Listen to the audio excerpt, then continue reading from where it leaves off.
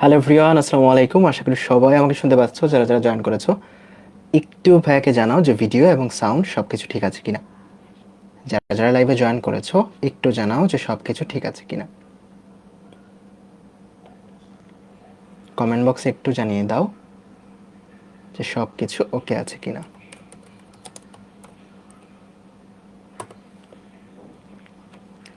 ওকে, ঠিক আছে সব কিছু ওকে। সো সবাইকে আরেকবার স্বাগত জানাচ্ছি আমাদের এই ফাইনাল রিভিশন ব্যাচের আরও একটা নতুন অধ্যায়। সো ঈদের পর তোমাদের সাথে প্রথমবার দেখা হচ্ছে। এর আগের ক্লাসগুলো সব ছিল ঈদের আগে, আইসিটি এবং ফিজিক্স। সো সবার ঈদ কেমন কাটলো এটা একটু বলো। অনেক দিন চলে গেছে ঈদের, প্রায় 17 দিন চলে গেছে, এখন আসলে ঈদ আর নাই। সো আশা করি সবাই খুবই ভালো আছো। এই কয়েকদিন পড়াশোনার সাথেই ছিলা, পড়াশোনা থেকে দূরে সরে যাও নাই। ভালো আছো কিনা এটা একটু জানাও সবাই।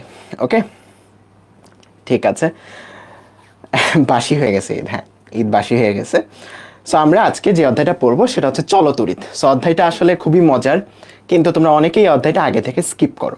সো কোনো সমস্যা নেই, জাস্ট আমার সাথে কম্প্যাক্ট আকারে 3টা ক্লাস করবা চলতরিতে, আর কিছুই সমস্যা থাকবে না। একদম প্রত্যেকটা জিনিস একদম পানির মতো ক্লিয়ার হয়ে যাবে। জাস্ট শুধুমাত্র ক্লাসগুলো মনোযোগ দিয়ে করতে হবে। ওকে, ঠিক আছে। সো এই অধ্যায়ে মোট আমাদের রুটিনে ক্লাস আছে 3টা। সো 3টার প্রথম ক্লাস হচ্ছে আজকে। সো 3টা ক্লাস যে এমন না যে খুব বড় বড় ক্লাস হয়ে যাবে, ক্লাসগুলো খুবই কম্প্যাক্ট আকারে আমি নেওয়ার চেষ্টা করব। প্রত্যেকটা ক্লাস হয়তো 2 ঘন্টা বা 2.5 ঘন্টার হবে, ঠিক আছে। সো আজকের ক্লাসটা 2-2.5 ঘন্টার বেশি বড় হবে না। সো এটা তোমাদের জন্য সুখবর বলতে পারো, এবং আমার তরফ থেকে চেষ্টা থাকবে যত কম্প্যাক্ট আকারে তোমাদের কম সময়ে বেশি জিনিস বোঝানো যায়, ঠিক আছে। এটাই আমার তরফ থেকে চেষ্টা থাকবে। এখন এই চলতরিৎ যে অধ্যায়টা আছে, এই অধ্যায়ের সবারই যেই জায়গাতে সমস্যাটা থাকে যে ভাইয়া সার্কিট সলভে যে ভুলে যাই, বা কেভিএল কেসিএল ঠিকঠাক অ্যাপ্লাই করতে পারি না।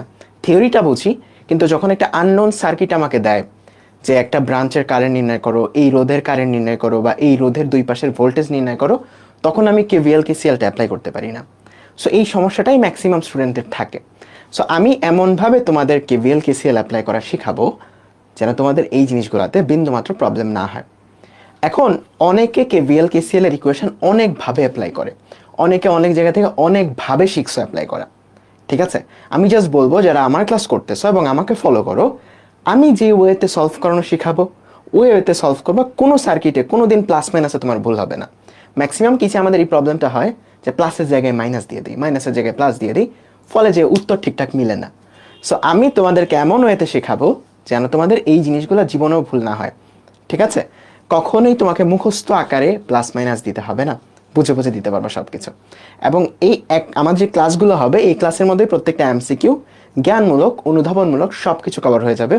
এবং এমসিকিউগুলো কীভাবে শর্টকাটে সলভ করা যায় সেটাও আমি তোমাদেরকে ক্লাসেই দেখাবো, ঠিক আছে। সো ক্লাসের মধ্যেই এমসিকিউ কীভাবে তুমি দেখা মাত্র উত্তর করে ফেলতে পারবা, এরকম কিছু ট্রিক্সও আমি দেখানোর চেষ্টা করবো, ঠিক আছে। সো আজকের ক্লাসটা মূলত আমাদের কেভিএল কেসিএল এর আগ পর্যন্ত আমরা করবো। আমাদের 3টা ক্লাসকে আমরা কীভাবে ডিভাইড করছি, কেভিএল কেসিএল এর আগ পর্যন্ত, অর্থাৎ তুল্য রোধ, রোধের উপর তাপমাত্রার প্রভাব বা কারেন্ট রিলেটেড জিনিসপত্রগুলো, এগুলো ক্লাস 1-এ আমরা কভার করবো। অর্থাৎ আজকের ক্লাসটা এমসিকিউ তারপর ক খ অনুধাবন এইগুলোর জন্য বেশি ইম্পর্টেন্ট। 2 নাম্বার ক্লাসটা আমরা ডেডিকেটেড রাখছি সার্কিট সলভের উপর, সেখানে শুধু কেভিএল কেসিএলই পড়বো, ঠিক আছে। আর 3 নাম্বার ক্লাসে আমরা যে জিনিসটা পড়বো সেটা হচ্ছে ওই যে তোমার বিভিন্ন ম্যাথ আছে না, বিদ্যুৎ বিল এবং বিভিন্ন যন্ত্রপাতির সেই ম্যাথগুলো করবো হচ্ছে 3 নাম্বার ক্লাসে। সো এই হচ্ছে আমাদের ক্লাস প্ল্যান, খুবই কম্প্যাক্ট আকারে খুবই সুন্দর করে গুছায় এই অধ্যায়টা কভার করবো। ওকে, সো কথাবার্তা তো অনেক বললাম। সো চলো ক্লাসটা শুরু করি। বলো সবাই রেডি ক্লাসটা শুরু করার জন্য?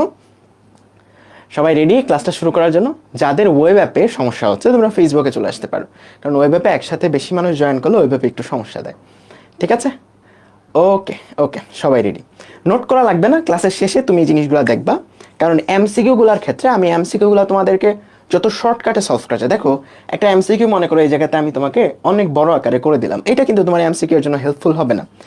এমসিকিউ সলভ করতে হবে মনে মনে, যেন তোমার খুব কুইকলি করতে পারো। আমরা এমসিকিউ এর ক্ষেত্রে তাই করব। এমসিকিউ বোর্ডে লেখা থেকে আমরা চেষ্টা করব মনে মনে কীভাবে সলভ করা যায়, এটা তোমার সময় বাঁচাবে পরীক্ষা হলে। আর যত টুকটাক লেখা লাগে ওইটুকু লিখবই, বাট রিটার্ন প্রশ্ন আমরা বোর্ডে লিখে সলভ করবো, ঠিক আছে। সো এমসিকিউ এর ক্ষেত্রে আমার টার্গেট থাকবে হচ্ছে যতটা মনে মনে সলভ করতে পারি আমরা। ওকে, তাহলে চলো শুরু করি। সো প্রথমেই আমরা চলতরিতের বেসিক আলোচনা দিয়ে শুরু করবো। এগুলো তোমরা ছোটবেলা থেকে জানো, ক্লাস 10-এও তোমরা চলতরিত পড়ছো।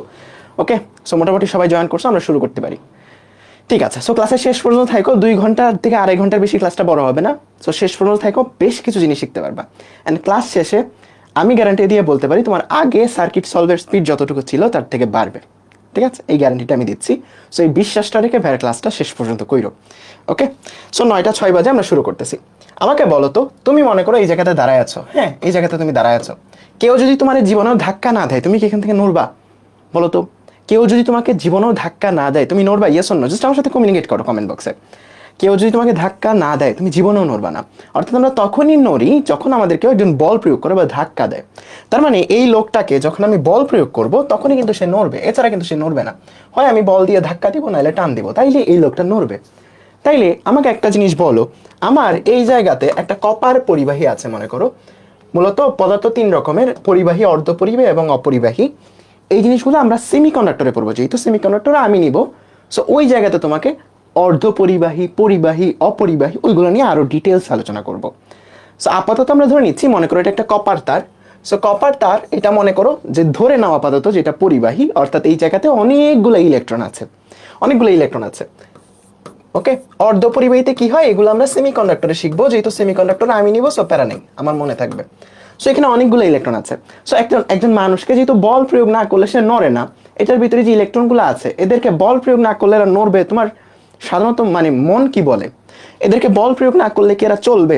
আমরা যে চলতরিত অধ্যায়টা পড়তেছি, চলো মানে কি, যেটা চলমান, অর্থাৎ এখানে ইলেকট্রন মুভ করবে, এক জায়গা থেকে আরেক জায়গায় যাবে।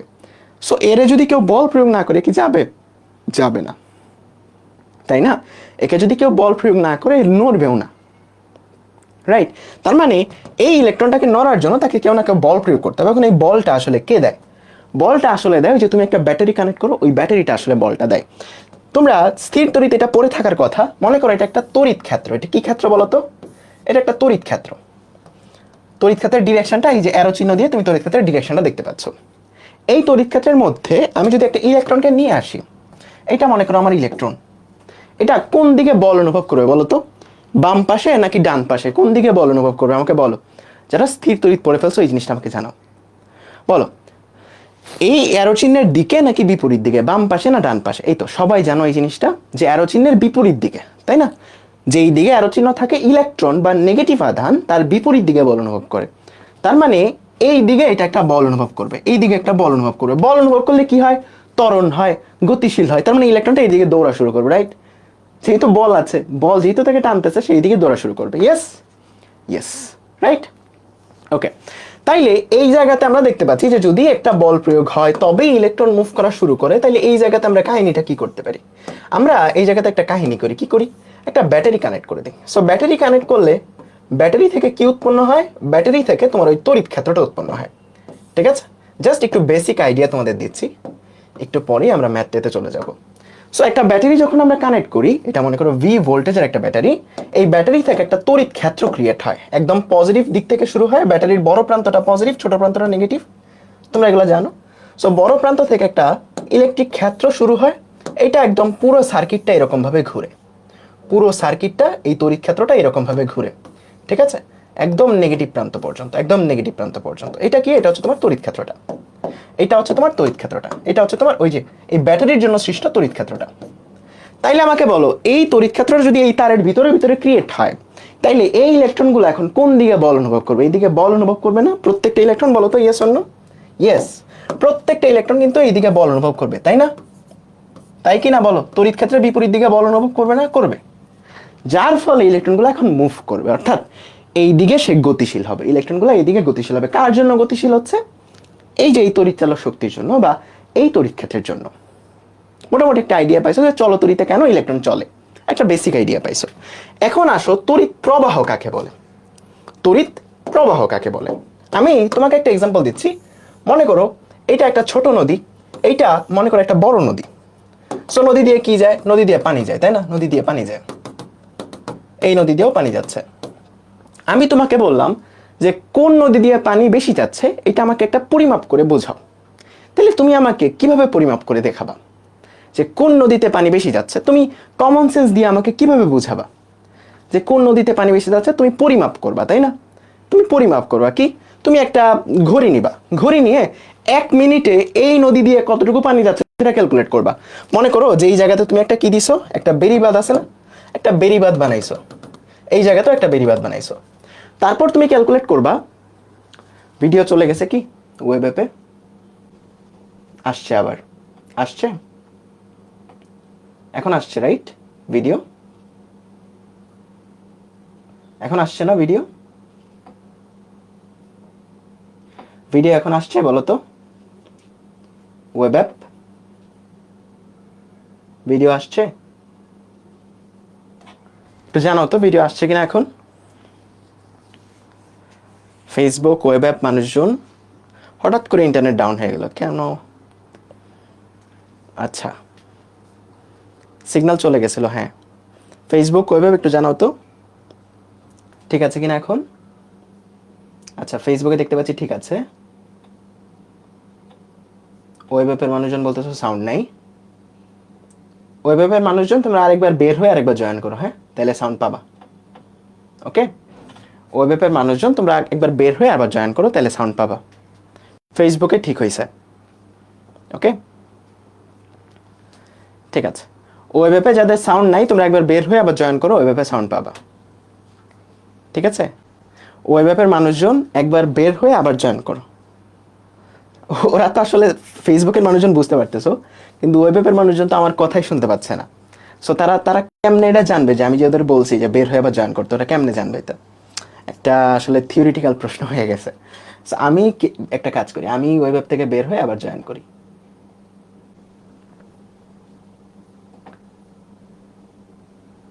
বুঝছো, ফেসবুকের মানুষের মজাটা বুঝতে পারতেছো, কিন্তু ওয়েব অ্যাপের মানুষ তো এটা জানে না। ঠিক আছে, ওয়েব অ্যাপ শুনতে পাচ্ছ এখন? শুনতে পাচ্ছ? ঠিক আছে, আমি ওয়েব অ্যাপের মানুষজনকে বলতেছিলাম যে যাদের সাউন্ড নাই তারা বের হয়ে আবার জয়েন করো, কিন্তু তোমরা তো সাউন্ডই শুনতে পাচ্ছ না। সো কেমনে তোমরা ওই জিনিসটা জানবে? ঠিক আছে, ওকে, শুনতে পাচ্ছ এবং দেখতে পাচ্ছ, এখন সবাই ঠিক আছে রাইট? সো আমি তোমাকে যেটা বলতেছি, মনে করো একটা নদী আছে, এই নদী দিয়ে কতটুকু পানি যাচ্ছে এটা আমাকে পরিমাপ করে বল, এটা আমাকে পরিমাপ করে বলো। তুমি কেমনে পরিমাপ করবা? তুমি পরিমাপ করবা এইভাবে যে আমি একটা বেড়িবাঁধ দিলাম, এই জায়গাতে বেড়িবাঁধ ছিল না, গ্রামের নদীর মধ্যে বেড়িবাঁধ থাকে, বেড়িবাঁধ দিলাম।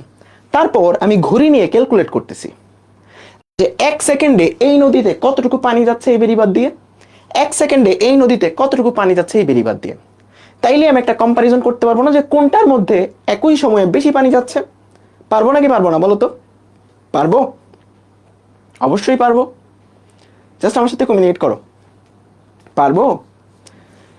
ওয়েব অ্যাপে যাদের সমস্যা হচ্ছে ফেসবুকে চলে আসো, ওয়েব অ্যাপে ঝামেলা করে, ঠিক আছে, ফেসবুকে চলে আসো। যাদের ওয়েব অ্যাপে সমস্যা হচ্ছে ফেসবুকে চলে আসো, ঠিক আছে। সো যেটা বলতেছিলাম যে এই জায়গাতে মনে করো একটা বেড়িবাঁধ দিলাম আমি, তারপর আমি বললাম যে ঘড়ি নিয়ে তুমি ক্যালকুলেট করো যে 1 সেকেন্ডে এই নদীতে কতটুকু পানি যাচ্ছে, 1 সেকেন্ডে এই নদীতে কতটুকু পানি যাচ্ছে। তারপরে তুমি কিন্তু কম্পারিজন করে বলতে পারবা যে 1 সেকেন্ডে ঠিক কোন নদীতে পানি বেশি যাচ্ছে, তাই না? কোনটা দিয়ে পানি বেশি যাচ্ছে 1 সেকেন্ডে, তুমি কিন্তু সেটা পরিমাপ করে আমাকে বলতে পারবা।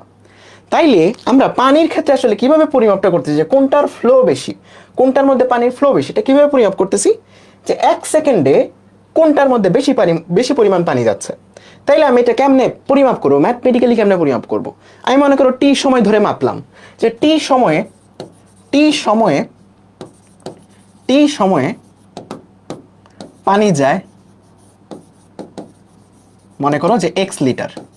তাইলে একক সময়, আমি তো যাচ্ছি 1 সেকেন্ডে, তাই না? তার মানে 1 সেকেন্ডে পানি যায় কত, x/t।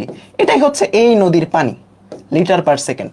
এটাই হচ্ছে এই নদীর পানির ফ্লো, তাই না? এভাবে আমি বলতে পারবো না, এই জিনিসটাকে কোয়ান্টিফাই করতে পারবো এইভাবে। সো পানির ক্ষেত্রে যদি তুমি বুঝো, চলতরিতের ক্ষেত্রে জিনিসটা একদম সেম। আমাদের মনে করো যে এই জায়গাতে ওই কপারের তারটা আছে, ওই কপারের তারটা আছে, ঠিক আছে, এখানে ইলেকট্রন আছে। ডিফারেন্সটা কি? এই জায়গাতে পানি যাচ্ছিল আর এই জায়গাতে ইলেকট্রন যাচ্ছে, এটাই না? এই জায়গাতে পানি যাচ্ছিল আর এই জায়গাতে তোমার হচ্ছে ইলেকট্রন যাচ্ছে, জাস্ট এইটুকু ডিফারেন্স না? আচ্ছা, ওয়েবে যাদের প্রবলেম হচ্ছে ফেসবুকে চলে আসো না। ফেসবুকের মানুষজন আমাকে জানাও তো সবকিছু ঠিক আছে না? ফেসবুকের মানুষজন একটু জানাও তো সবকিছু ঠিক আছে না? ওয়েব অ্যাপের ওরা কেন জানি দুষ্টামি করতেছে, সবাই বলতেছে কি নাই কি নাই, ভিডিও নাই, অডিও নাই। ফেসবুকের মানুষজন একটু জানাও তো সবকিছু ঠিক আছে কিনা। এখন ওয়েব অ্যাপের সমস্যা দিলে আমি কি করবো? আমার এখানে ওয়েব অ্যাপ সবকিছু ঠিক দেখাচ্ছে। তোমরা যাদের ভিডিও দেখাচ্ছে না, তোমরা একবার বের হয়ে আবার জয়েন করো, একবার বের হয়ে জয়েন করো, রিজয়েন করো, ঠিক আছে? একবার বের হয়ে ক্লাস থেকে আবার জয়েন করো। ফেসবুকের মানুষজন তো অল ক্লিয়ার বলতেছো, ঠিক আছে? ওয়েবে যাদের সমস্যা, তোমরা কমেন্ট না করে একবার বের হয়ে আরেকবার জয়েন করো, কারণ ওয়েবে অনেকজন দেখতে পাচ্ছে। সো এখানে চলতরিৎ ক্ষেত্রে ব্যাপারটা সেম। ওই জায়গাতে পানির ফ্লো হচ্ছিল, এই জায়গাতে জাস্ট ইলেকট্রনের ফ্লো হচ্ছে। তাহলে এই জায়গাতে আমরা কিভাবে এই জিনিসটাকে কোয়ান্টিফাই করব? এই জায়গাতেও একই কাজ করবো, আমরা একটা বেরিবাদ দিব, অর্থাৎ একটা প্রস্থচ্ছেদ কাটবো। এই জায়গাতে মনে করো একটা বেরিবাদ দিচ্ছি, তারপর আমি ঘুরে নিয়ে মাপবো যে টি সময়ে কতগুলো চার্জ গেছে বা কত কুলম্ব চার্জ গেছে। তারপর একক সময় যতটুকু চার্জ যাবে সেটাই হচ্ছে আমার তড়িৎ প্রবাহ, ঠিক আছে? তাহলে আমি এমনি বলতে পারবো যে টি সময়ে যায় কিউ পরিমাণ আধান, তাই না? কিউ কুলম্ব আধান। তাহলে একক সময় বা এক সেকেন্ডে যায় কতটুকু বলতো? কিউ বাই টি, এত কুলম্ব আধান, তাই না? এটা এক সেকেন্ডে যায়। আর এক সেকেন্ডে ঠিক যতটুকু কুলম্ব যায় বা যতটুকু আধান যায় ওটাকে আমরা বলি তড়িৎ প্রবাহ। তার মানে I equals to Q by T. এটা হচ্ছে আমাদের বেসিক ফর্মুলা, যেটা আমরা ছোটবেলা থেকে দেখে আসছি। I equals to Q by T. এটার এককটা তাইলে কি? এটার এককটা তাইলে কি হবে বলতো? এটার এককটা হবে হচ্ছে, দেখো, চার্জের একক কুলম্ব, টাইমের একক সেকেন্ড, তার মানে কুলম্ব পার সেকেন্ড। এটা তুমি বলতে পারবা। অথবা এটাকে আদর করে আরেকটা নামে ডাকে, সেটা হচ্ছে অ্যাম্পিয়ার। মেনলি আমরা অ্যাম্পিয়ারটাই বেশি ইউজ করি। তার মানে কুলম্ব পার সেকেন্ড অথবা অ্যাম্পিয়ার, এই জিনিসটা আমরা সবচেয়ে বেশি ইউজ করি, ঠিক আছে? তাইলে আমরা তড়িৎ প্রবাহ বলতে কি বুঝলাম? যে একক সময়ে যে পরিমাণ আধান যায় সেটা হচ্ছে তড়িৎ প্রবাহ। একক সময়ে যে পরিমাণ আধান যায় সেটা হচ্ছে তড়িৎ প্রবাহ, ঠিক আছে? একক সময়ে যে পরিমাণ আধান যায় এটাই তুমি ম্যাথমেটিক্যালি হিসাব করো, তার মানে সেটা কিউ বাই টি আসবে, ঠিক আছে? এখন এই জায়গাতে একটা সমস্যা আছে। সমস্যাটা হইল যে এই জায়গাতে যে ফ্লোটা, চার্জের যে ফ্লোটা, এটা যে সবসময় ধ্রুব থাকবে, এই তড়িৎ প্রবাহটা যে সবসময় ধ্রুব থাকবে এমন তো কথা না। মনে করো এখন স্লোতে পানি যাচ্ছে, একটু পর জুড়ে পানি যাচ্ছে, এরকম হইতে পারে না? মনে করো একবার স্লোতে যাচ্ছে, একবার জুড়ে যাচ্ছে, আরেকবার স্লোতে যাচ্ছে, এরকম তো হইতে পারে। অনেকটা সমবেগ আর ত্বরণ থাকা অবস্থার মতো। যখন সমবেগ সবটা রাস্তার মধ্যে একই বেগে যায়, তাই না? একই বেগে তুমি যাচ্ছ। যখন সমবেগ তখন কিন্তু তুমি এরকম ইউজ করতে পারো যে জাস্ট এস বাই টি, তাই না? এরকম ইউজ করতে পারো যে যতটুকু সরণ যাচ্ছে ওটাকে টি দিয়ে ভাগ করলে আমি বেগ পেয়ে যাই, তাই না? একক সময় যতটুকু দূরত্ব যায় ওটাকেই তো আমরা বেগ বলি। সো এই জায়গাতে দূরত্বকে সময় দিয়ে ভাগ করলে আমরা বেগ পেয়ে যাই। কিন্তু যদি এই জায়গাতে সমবেগ না থাকে, মানে বেগটা যদি অসম হয়, অর্থাৎ আমাদের পানির ফ্লোটা যদি অসম হয়, মনে করো এখন একটু কম যাচ্ছে, একটু পর একটু বেশি যাচ্ছে, যদি অসম হয় তখন আমরা বেগ কিভাবে নির্ণয় করি? তখন আমরা নির্ণয় করি হচ্ছে এইরকম ভাবে যে D by DT of S. তার মানে এস কে টি এর সাপেক্ষে একবার ডিফারেন্সিয়েট করি, বুঝতে পারছো? যখন ভিটা সমবেগ তখন ডিরেক্টলি আমরা এস বাই টি লিখতে পারি। কিন্তু যখন ভিটা সমান না, সমবেগ না, তখন কিন্তু আমাদের ডিফারেন্সিয়েট করতে হয়। আমরা কিন্তু একই জিনিস করতেছি, একক সময়ে কতটুকু দূরত্ব যাচ্ছে এটাই ক্যালকুলেট করতেছি, কিন্তু ভিটা যেহেতু সমবেগ না, এই কারণে আমাদের ডিফারেন্সিয়েট করে ওই একই জিনিস নির্ণয় করতে হচ্ছে, ঠিক আছে? সো চলতরিতের ক্ষেত্রেও ব্যাপারটা সেম। যখন আমাদের আইটা পরিবর্তনশীল না, আইটা যখন ধ্রুব তখন আমরা কিউ বাই টি দিয়ে করতে পারি। কিন্তু আইটা যখন পরিবর্তনশীল, তখন আমাদের যদি একটা পার্টিকুলার মোমেন্টের তড়িৎ প্রবাহ নির্ণয় করতে হয়, একটা পার্টিকুলার ইনস্ট্যান্টে তড়িৎ প্রবাহ নির্ণয় করতে হয়, তখন আর আমরা কিউ বাই টি লিখতে পারি না। আমাদের কি লিখতে হবে বলতো? D Q by DT. বুঝছো? অনেকটা এই যে ভি এর মতো। সমবেগ থাকলে আমরা এস ইকুয়ালস টু ভিটি লিখতে পারি বা V equals to S by T লিখতে পারি, বাট ভি যখন সমবেগ না তখন কিন্তু আমরা এস বাই টি লিখতে পারি না। তার মানে আইটা বা তড়িৎ প্রবাহটা যখন সম না, অসম, অর্থাৎ এখন কম কারেন্ট যাচ্ছে, একটু পর বেশি কারেন্ট যাচ্ছে, তখন আমাদের ডিকিউ বাই ডিটি লিখতে হবে, ঠিক আছে? বুঝতে পারছো? ঠিক আছে। তাইলে আমি যদি আরেকটা জিনিস বলি যে তাইলে এভারেজ কারেন্ট কত হবে বলতো? বা গড় কারেন্ট কতটুকু হবে? গড় বেগ তুমি বের করছো না, বেগের সাথে জাস্ট তুলনা করি। বেগ মানে কি? একক সময় কতটুকু দূরত্ব যায়। আর তড়িৎ প্রবাহ মানে কি? একক সময় কতটুকু চার্জ যায়, তাই না? তাইলে তুমি এই জায়গাতে এভারেজ ভেলোসিটি কেমনে নির্ণয় করতা? তুমি নির্ণয় করতে হচ্ছে যে টোটাল সরণ ডিভাইডেড বাই টোটাল সময়। একটা নির্দিষ্ট টাইম গ্যাপের কতটুকু সরণ হয়েছে, কতটুকু সময়, এদের ডিভিশনটাই তোমাকে কি দিত? এদের ডিভিশনটাই তোমাকে দিতে হচ্ছে কি বলতো? এভারেজ বেগ। তাহলে এই জায়গাতে এভারেজ কারেন্ট তোমাকে কি দিবে? একটা নির্দিষ্ট সময়ে কতটুকু চার্জ গেছে ডিভাইডেড বাই একটা নির্দিষ্ট সময়, এইটুকু তোমাকে দিবে হচ্ছে এভারেজ কারেন্ট, অনেকটা কিউ বাই টি এর মতো। বুঝতে পারছো? বলতো ফেসবুকের মানুষজন সবকিছু ঠিক আছে কিনা? ফেসবুকে কি কোনো সিগন্যাল সমস্যা দিচ্ছে? ওয়েবে যাদের ভিডিও সমস্যা দিচ্ছে, ওয়েবে একসাথে বেশি মানুষ ক্লাস করলে ওয়েবে সমস্যা দেয়। সো তোমরা একটু রিজয়েন করো বা ফেসবুকে চলে যাও, ঠিক আছে? এই যে দেখো ওয়েবে অনেকজন ঠিকঠাক জানাচ্ছে, কারণ ওয়েবে অনেকজন ঠিকঠাক দেখতে পাচ্ছে। ওকে, ঠিক আছে, ওকে। আচ্ছা, তার মানে বুঝতে পারছো যে কারেন্ট যখন সম মানে সুষম যখন কারেন্ট, তখন আমরা কিউ বাই টি দিয়ে করতে পারি, কিন্তু কারেন্ট যখন অসম অর্থাৎ কারেন্ট পরিবর্তনশীল, তখন আমাদের ডি কিউ বাই ডিটি দিয়ে করতে হয়। কারেন্টটা যখন পরিবর্তনশীল তখন আমাদের ডি কিউ বাই ডিটি দিয়ে করতে হয়, ঠিক আছে? কারেন্ট যখন পরিবর্তনশীল তখন আমাদের ডি কিউ বাই ডিটি দিয়ে করতে হয়। কিউ বাই টি দিয়ে আমরা পরিবর্তনশীল কারেন্টে নির্ণয় করতে পারি না, কারণ কিউটাও তখন পরিবর্তনশীল, এসটাও তখন পরিবর্তনশীল, এটা সুষম থাকে না। যখন এটার মধ্যে ত্বরণ থাকে তখন কিন্তু এসটা সুষম হারে বাড়ে না, তাই না?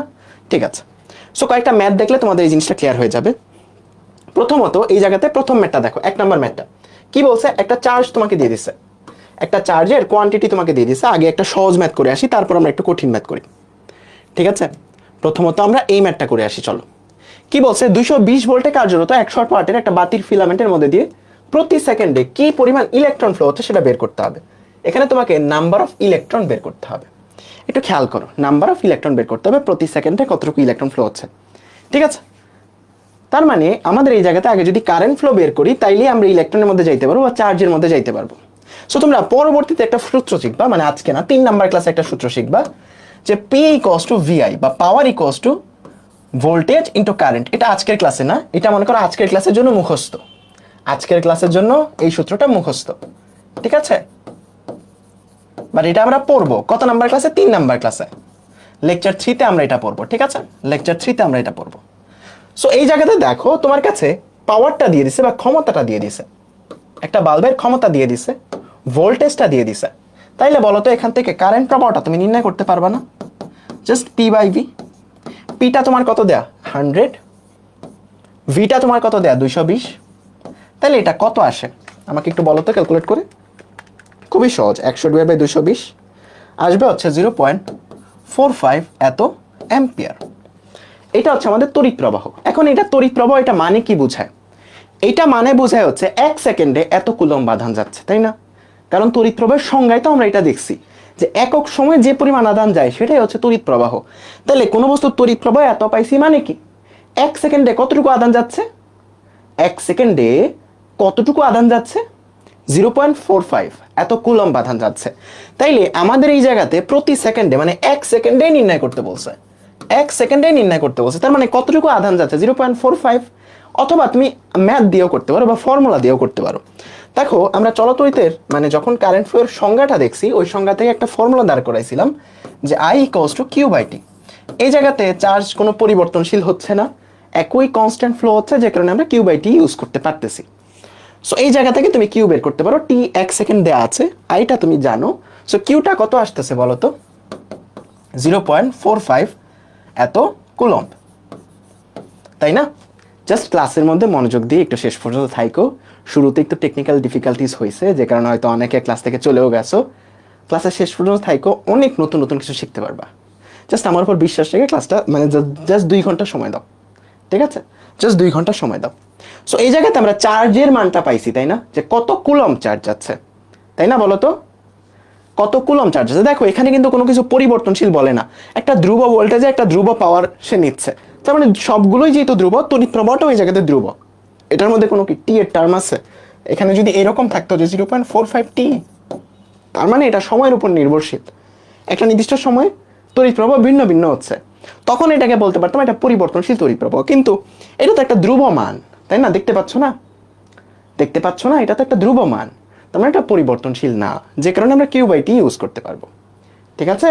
বুঝতে পারছো কেন কিউ বাই টি ইউজ করছি? কারণ এটা তো ধ্রুব, এটা তো একটা ধ্রুবক, তাই না? ঠিক আছে, তার মানে এত কুলম্ব চার্জ আমাদের যাচ্ছে। তার মানে যদি ম্যাথটাতে শুধু চার্জ চাইতো, শুধু চার্জ চাইতো যে কত কুলম্ব চার্জ যাচ্ছে, তাইলে আমরা বের করতে পারতাম, এটাই আমাদের উত্তর হইতো তখন। কিন্তু আমাদের এটা চাই নাই, আমাদের বলছে কতগুলা ইলেকট্রন যাচ্ছে, কতগুলো ইলেকট্রন যাচ্ছে।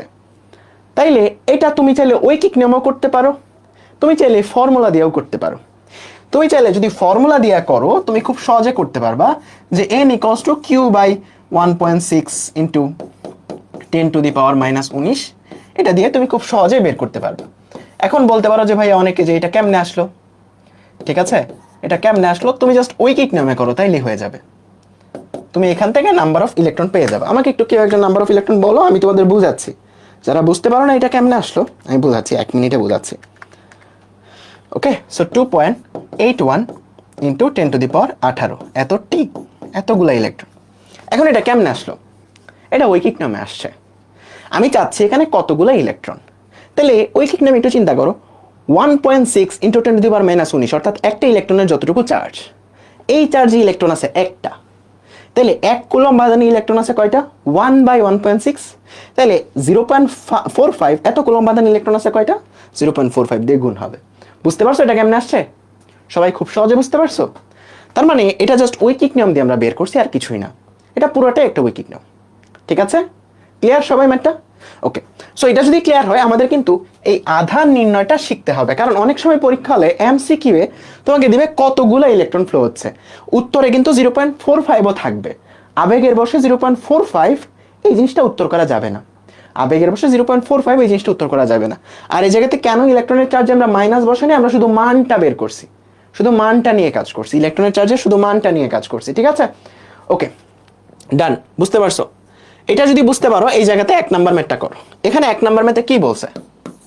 এখানে একটা চার্জের মান দিছে, বলো এই চার্জটা এটা কি ধ্রুব প্রবাহ, মানে এই প্রবাহটা বা এই চার্জের ফ্লোটা এটা কি ধ্রুব নাকি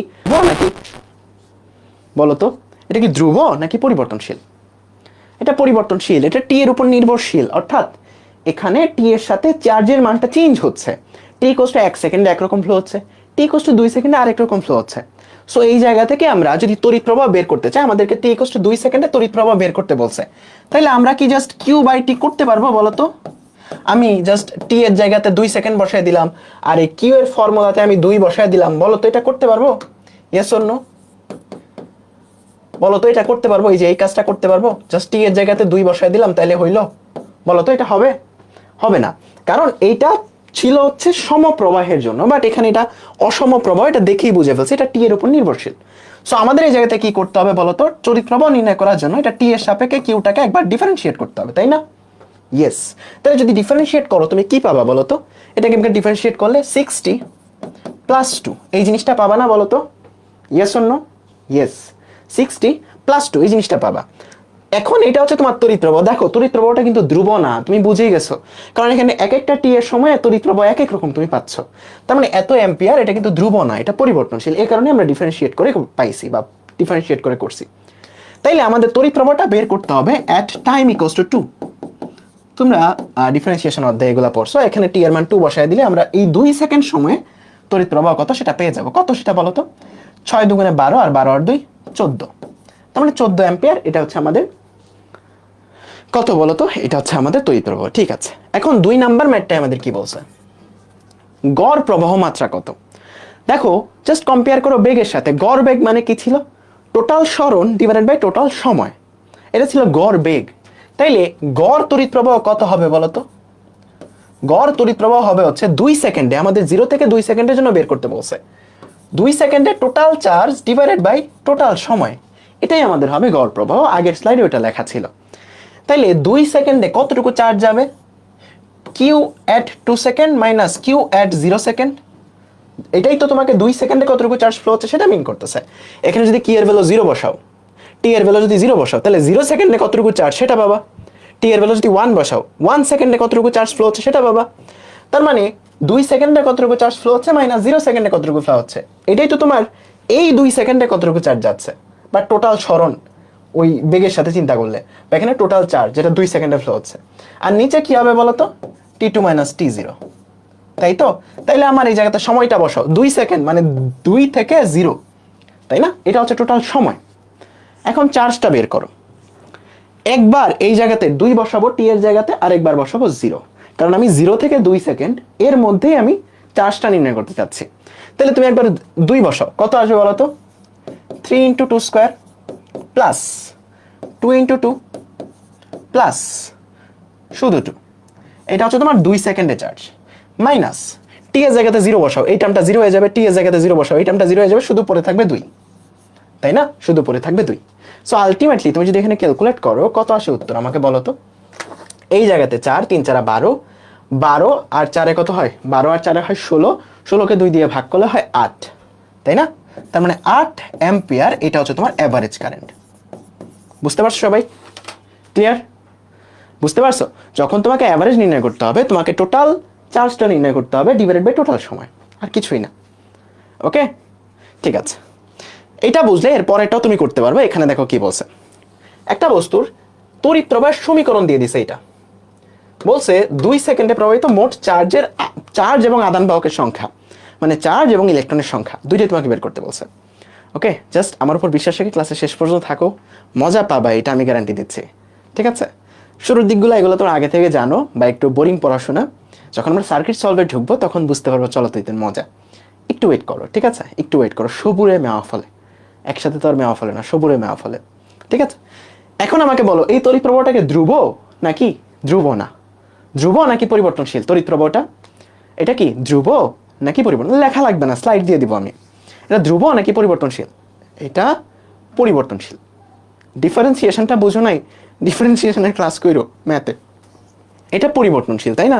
তাইলে আমরা কি এই জায়গাতে i = q/t ইউজ করতে পারবো না, কারণ এটা ধ্রুবর জন্য, বাট আইটা এখানে পরিবর্তনশীল। সো আমাদেরকে অবশ্যই dq/dt এটা ব্যবহার করতে হবে। এখন আমাদের আইটা দেয়া, আমাদের বলছে 2 সেকেন্ডে মোট চার্জ বের করতে, মানে কিউ বের করতে হবে। সো আমরা একটা কাজ করতে পারি, এই জায়গাতে dq সমান আমরা এই জিনিসটা লিখতে পারবো যে i dt, তাই না? জাস্ট dt দিয়ে গুণ করছি, dq সমান i dt আমরা লিখতে পারবো। এখন এটাকে ইন্টিগ্রেশন করলেই আমরা হচ্ছে টোটাল চার্জটা পেয়ে যাবো। দেখো, চার্জকে ডিফারেন্সিয়েশন করলে আমরা হচ্ছে তড়িৎ প্রবাহ পাই। তাহলে তড়িৎ প্রবাহকে ইন্টিগ্রেশন করলে আমরা কি পাবো? তড়িৎ প্রবাহকে ইন্টিগ্রেশন করলে আমরা পাবো হচ্ছে চার্জ, তাই না? আমাদের চার্জ, এই চার্জটাকে যদি আমরা ডিফারেন্সিয়েশন করি তাইলে আমরা পাচ্ছি হলো তড়িৎ প্রবাহ। তাহলে এই তড়িৎ প্রবাহকে যদি আমরা ইন্টিগ্রেশন করি তাইলে আমরা কি পাবো? আবার চার্জ পাবো, একই জিনিস। তাহলে এই জায়গাতে যদি এটাকে ইন্টিগ্রেশন করো, কত থেকে কত? 2 সেকেন্ডে, মানে 0 থেকে 2 সেকেন্ড পর্যন্ত তোমাকে চার্জ বের করতে হবে। ওকে, এই পাশে হচ্ছে লিমিটটা কত? 0 থেকে q। সো তুমি এই জায়গাতে কিউটা হয়ে যাবে হচ্ছে ইন্টিগ্রেশন, চার্জের মান কত বলো তো? এটা তুমি চাইলে ক্যালকুলেটর দিয়েও করতে পারো, t² + 4 dt। এখন এইটুকু তুমি ক্যালকুলেটর দিয়ে করতে পারো। এখন যদি বলো ভাই এইটুকু ইন্টিগ্রেশন বুঝি নাই, তাহলে তোমার নিয়ে আমার বলো তো কই যাইতে হবে? তোমার নিয়ে আমার কারণ বাজার যাইতে হবে, যা সবজি বিক্রি করতে হবে। এইটুকু ইন্টিগ্রেশন তোমরা সবাই জানো, ঠিক আছে? সো এইটুকুর মান বের করে নিবা। ওকে, পারবা না সবাই? ঠিক আছে, এইটুকু না পারলে রাকিব ভাইরে ধরা লাগবে, বুঝছো? সো এইটুকুর মান বের করে নিবা। ওকে, এখন একটা জিনিস আগে শিখি, তাইলে আমাকে একটা জিনিস বলো, এই জায়গাতে আমি যদি একটা গ্রাফ আঁকি, এই দিকে দিলাম কিউ, এই দিকে দিলাম টি। কিউ আর টি এর একটা র্যান্ডম গ্রাফ আমি আঁকতেছি, ঠিক আছে? একটা র্যান্ডম আমি গ্রাফ আঁকতেছি, কিউ আর টি এর একটা র্যান্ডম আমি গ্রাফ আঁকলাম। মনে করো গ্রাফটা এরকম দেখতে। তাহলে এই গ্রাফের যে ঢাল, এই ঢালটা আমাকে কি দিবে? এগুলা জাস্ট মানে মুখস্থ করা লাগবে না, এগুলা জাস্ট নিজের মন থেকে লিখতে পারবে। কোনো কিছুর ঢাল আমরা কেমনে বের করি? কোটি বাই ভুজ বা y/x, y অক্ষের জিনিস ডিভাইড বাই x অক্ষের জিনিস। তাহলে এটার ঢাল y অক্ষের জিনিস ডিভাইডেড বাই x অক্ষের জিনিস, এটার ঢাল। তাহলে এটার ঢাল আসলে কি মিন করতেছে? তড়িৎ প্রবাহ মিন করতেছে, তাই না? এটার ঢাল আসলে তড়িৎ প্রবাহ মিন করতেছে, তাই না? বুঝে গেছো জিনিসটা?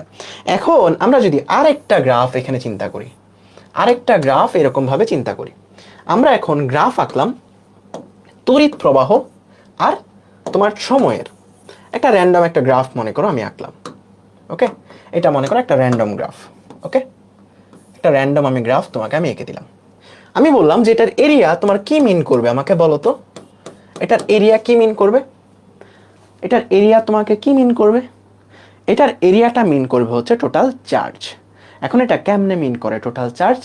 কারণ তুমি একটু সংক্ষেপে ছোট করে দেখলেই জিনিসটা বুঝবা। মনে করো এটা টি আর এদিকে হচ্ছে আই, এটা হচ্ছে তোমার একটা গ্রাফ।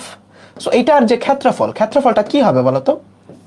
প্রস্থ ইন্টু দৈর্ঘ্য।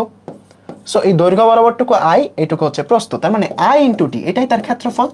সো ক্ষেত্রফল আসলে কি মিন করতেছে? চার্জ মিন করতেছে না? Q equals to I T. So এখানেও এটার ক্ষেত্রফল মানে তোমার মিন করবে হচ্ছে চার্জ। কি মিন করবে? চার্জ মিন করবে। কারণ এই চার্জ সমানই আমরা দেখছিলাম যে ইন্টিগ্রেশন অফ আই ডিটি। তার মানে আয়ের যে গ্রাফ, আয়ের গ্রাফকে ইন্টিগ্রেশন করলে, ইন্টিগ্রেশন মানে এরিয়া বা ক্ষেত্রফল, সো এটার ক্ষেত্রফলটা তোমাকে চার্জ দেয়। ইন্টিগ্রেশন বাই এরিয়া তোমরা পড়ছো, যোগজীকরণে পড়বা, ঠিক আছে? এটার এরিয়াটা তোমাকে কি দেয়? চার্জ দেয়। ঠিক আছে, ডান। জাস্ট একটু মনে রাখবা, আর কিছুই না, পরীক্ষা আসলেও আসতে পারে। পরেরটা, এটা আমাকে সলভ করে বলো। কি বলছে? একটা হাইড্রোজেন পরমাণুতে একটা ইলেকট্রন নিউক্লিয়াসের চারপাশে ঘুরতেছে। তার মানে হাইড্রোজেন পরমাণুতে কয়টা ইলেকট্রন ঘুরতেছে? একটা।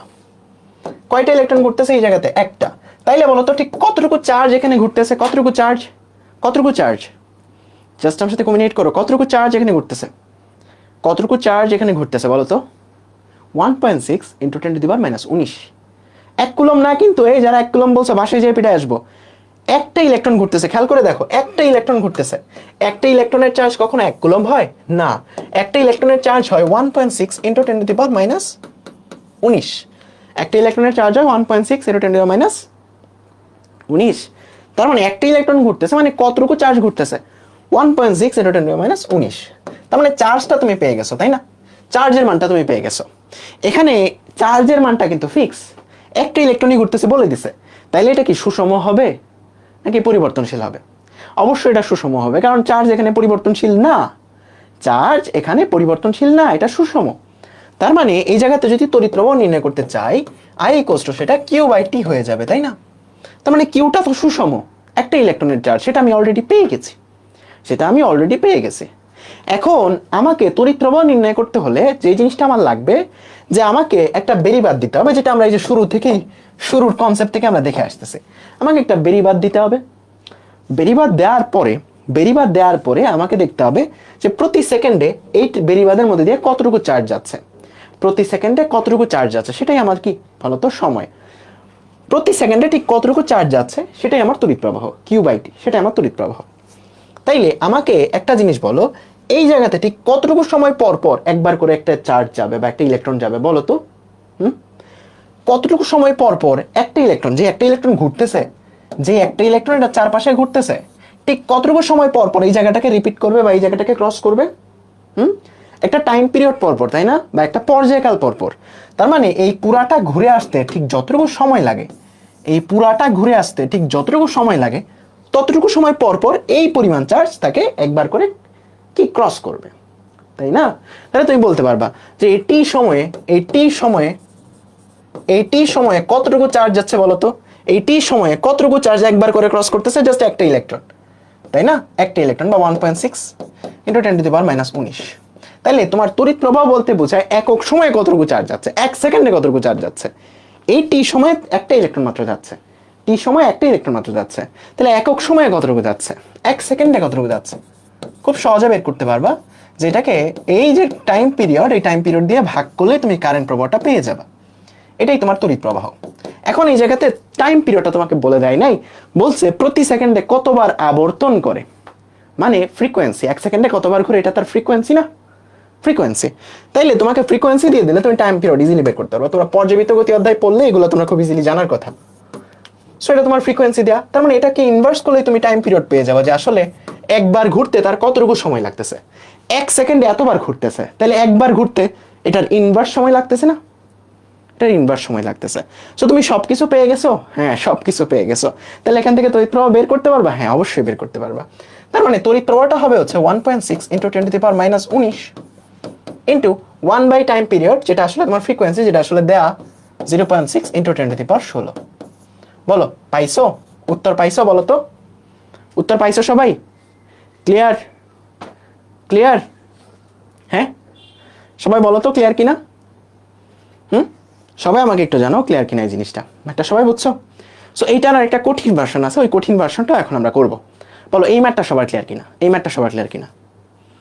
আস্তে আস্তে আমরা সার্কিটের দিকে যাব, তখন মজা পাবা। এখন এর পড়াশোনাগুলো আসলে নর্মাল ম্যাথের মতো, সো সার্কিট যখন সলভ করবো তখন আসলে বেশি মজা পাবা। ঠিক আছে? ঠিক আছে, সার্কিট যখন সলভ করাবো তখন বেশি মজা পাবা। এই পার্টগুলো একটু তোমাদের মনমরা লাগতে পারে। ঠিক আছে? যারা বুঝো নাই, যাদের কঠিন লাগছে, একটু খেয়াল করো। এখানে কি বলছে? একটা হাইড্রোজেন পরমাণুতে একটা ইলেকট্রন নিউক্লিয়াসের চারপাশে প্রতি সেকেন্ডে এতবার করে ঘুরতেছে। কক্ষপথের একটা বিন্দুতে তড়িৎ প্রবাহ কত, এটা বের করতে বলছে। তার মানে তড়িৎ প্রবাহ বলতে আমরা কি বুঝি? বেসিকটা আগে ধরো, যেটা আমরা শুরু থেকে পড়ে আসছি। বেসিকটা শুরু থেকে ধরার চেষ্টা করো। শুরুতে আমরা একটা বেরিবাদ দিছিলাম, দিয়ে তোমারে বলছিলাম যে 1 সেকেন্ডে কতটুকু চার্জ যায় সেটাই তোমার তড়িৎ প্রবাহ। 1 সেকেন্ডে কতটুকু চার্জ যায় সেটাই তোমার তড়িৎ প্রবাহ। তাহলে টি সময়ে চার্জ যায় কিউ পরিমাণ, 1 সেকেন্ডে কতটুকু যায় সেটাই তোমার তড়িৎ প্রবাহ। বেসিকটা ধরো। তাহলে এই জায়গাতেও তুমি একটা বেরিবাদ দাও। ওকে, এই জায়গাতেও একটা বেরিবাদ দাও, দিলা। তাইলে তোমার তড়িৎ প্রবাহ তুমি কেমনে নির্ণয় করবা যে 1 সেকেন্ডে এই বেরিবাদ দিয়ে কতটুকু চার্জ যাচ্ছে সেটাই আমার তড়িৎ প্রবাহ, তাই না? এখন তুমি অ্যানালাইসিস করে দেখলা যে যেহেতু একটা ইলেকট্রন এখানে ঘুরতেছে, এই ইলেকট্রনটা এটা টাইম পিরিয়ড যত এই টি সময় পরপরই একবার করে যাচ্ছে। তাইলে এই টি সময় ইলেকট্রনটা একবার যাচ্ছে, মানে এতটুকু চার্জ যাচ্ছে টি সময়ে এতটুকু চার্জ যাচ্ছে। তাহলে একক সময়ে কতটুকু যাচ্ছে এটাই তো তোমার তড়িৎ প্রবাহ। সো একক সময় এই টিটা ভাগ হয়ে যাবে না টাইম পিরিয়ড দিয়ে। সো এই পরিমাণ চার্জ এত সময় যাচ্ছে, সো এটা ডিভাইড বাই এটা তোমার তড়িৎ প্রবাহ। সো এটাই আমরা করলাম। এখন বুঝছো সবাই? এখন বুঝলা? ওকে, এটা বুঝলে এটা থাকবে তোমাদের ব্রেন টিজার হিসেবে। এই ম্যাথটা তোমাদের ব্রেন টিজার হিসেবে থাকবে, হোমওয়ার্কের সাথে সলভ করবা। একই ম্যাথ, শুধু এই জায়গাতে তোমাকে ফ্রিকোয়েন্সি বলে দেয় নাই, ইলেকট্রনের ঘূর্ণনরত অবস্থার বেগ বলে দিছে এবং ব্যাসার্ধ বলে দিছে। দেখো এখানেও ইলেকট্রনই ঘুরতেছে, জাস্ট তোমাকে এই টাইম পিরিয়ডটা বের করতে হবে হচ্ছে তার বেগ এবং ব্যাসার্ধ থেকে। এটা খুব ইজিলি বের করতে পারবা। সে যদি এই জায়গাতে ভি ভেলোসিটিতে ঘুরে ইলেকট্রনটা, তাহলে পুরাটা চক্কর দিতে তার কতটুকু সময় লাগবে সেটাই তো তার টাইম পিরিয়ড। তাহলে সেই সময়টা আসলে কত? এস ইকুয়ালস টু ভিটি। তার মানে তোমার টোটাল দূরত্ব হচ্ছে 2πr, আর কত বেগে যাচ্ছে? ভি বেগে যাচ্ছে। সো এইটা বসায় এই ম্যাথটা করার ট্রাই করবা।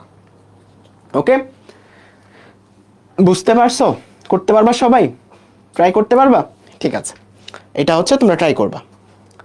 ওকে, ঠিক আছে, নাইস।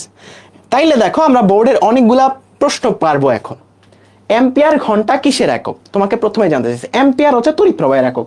তাহলে বলো তো তড়িৎ প্রবাহ উত্তর না? বলো তো ইয়েস অর নো? তড়িৎ প্রবাহ উত্তর না? Yes or no? যারা ইয়েস বলতেছো তোমাদের বাসায় যায় পিঠে আসবো। এখানে অ্যাম্পিয়ারের সাথে ঘন্টা লাগাইছে। অ্যাম্পিয়ার তড়িৎ প্রবাহের একক, ঘন্টা সময়ের একক। তাহলে তড়িৎ প্রবাহ ইনটু সময় কি দেয়? চার্জ দেয়।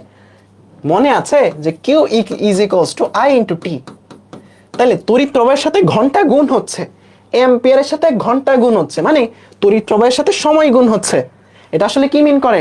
আধান মিন করে। সো আবেগের বসে উত্তর দেওয়া যাবে না, খেয়াল রাখবা। প্রথমেই বোর্ডে আসা প্রশ্ন, আবেগের বসে উত্তর দেওয়া যাবে না। বুঝতে পারছো?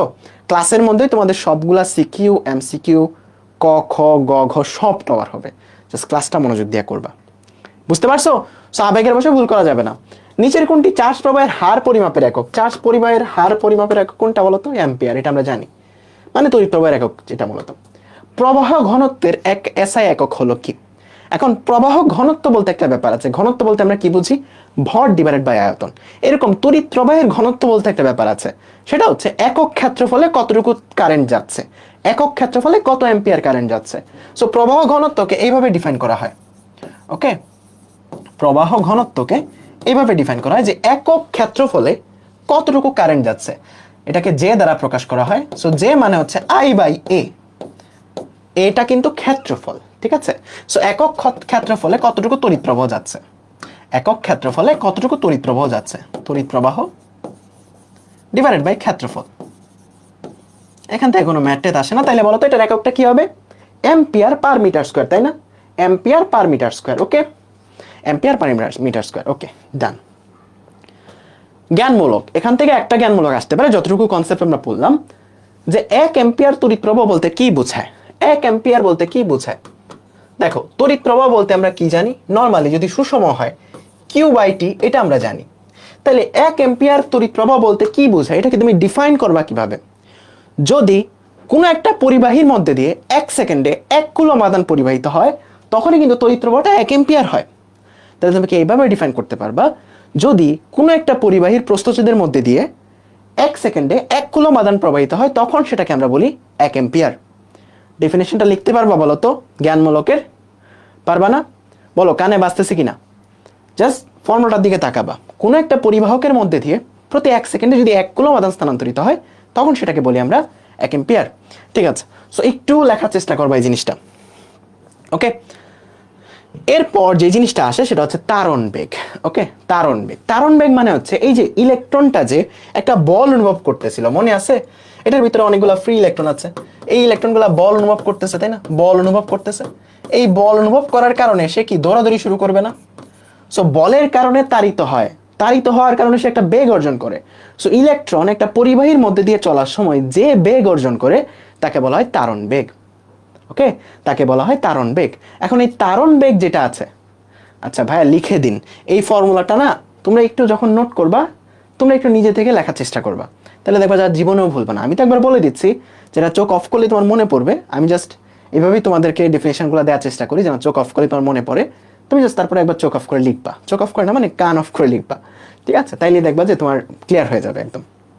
তার মানে কোনো একটা পরিবাহীর মধ্য দিয়ে 1 সেকেন্ডে যদি 1 কুলম্ব আধান স্থানান্তরিত হয় তখন সেটাকে বলি আমরা 1 অ্যাম্পিয়ার। ওকে, সো এই জায়গাতে আমরা দেখতে পাচ্ছিলাম যে ইলেকট্রন একটা বল অনুভব করে, যে কারণে ইলেকট্রন একটা বেগ অর্জন করবে, যেই বেগটা অর্জন করে সেটাকে বলি তারণ বেগ।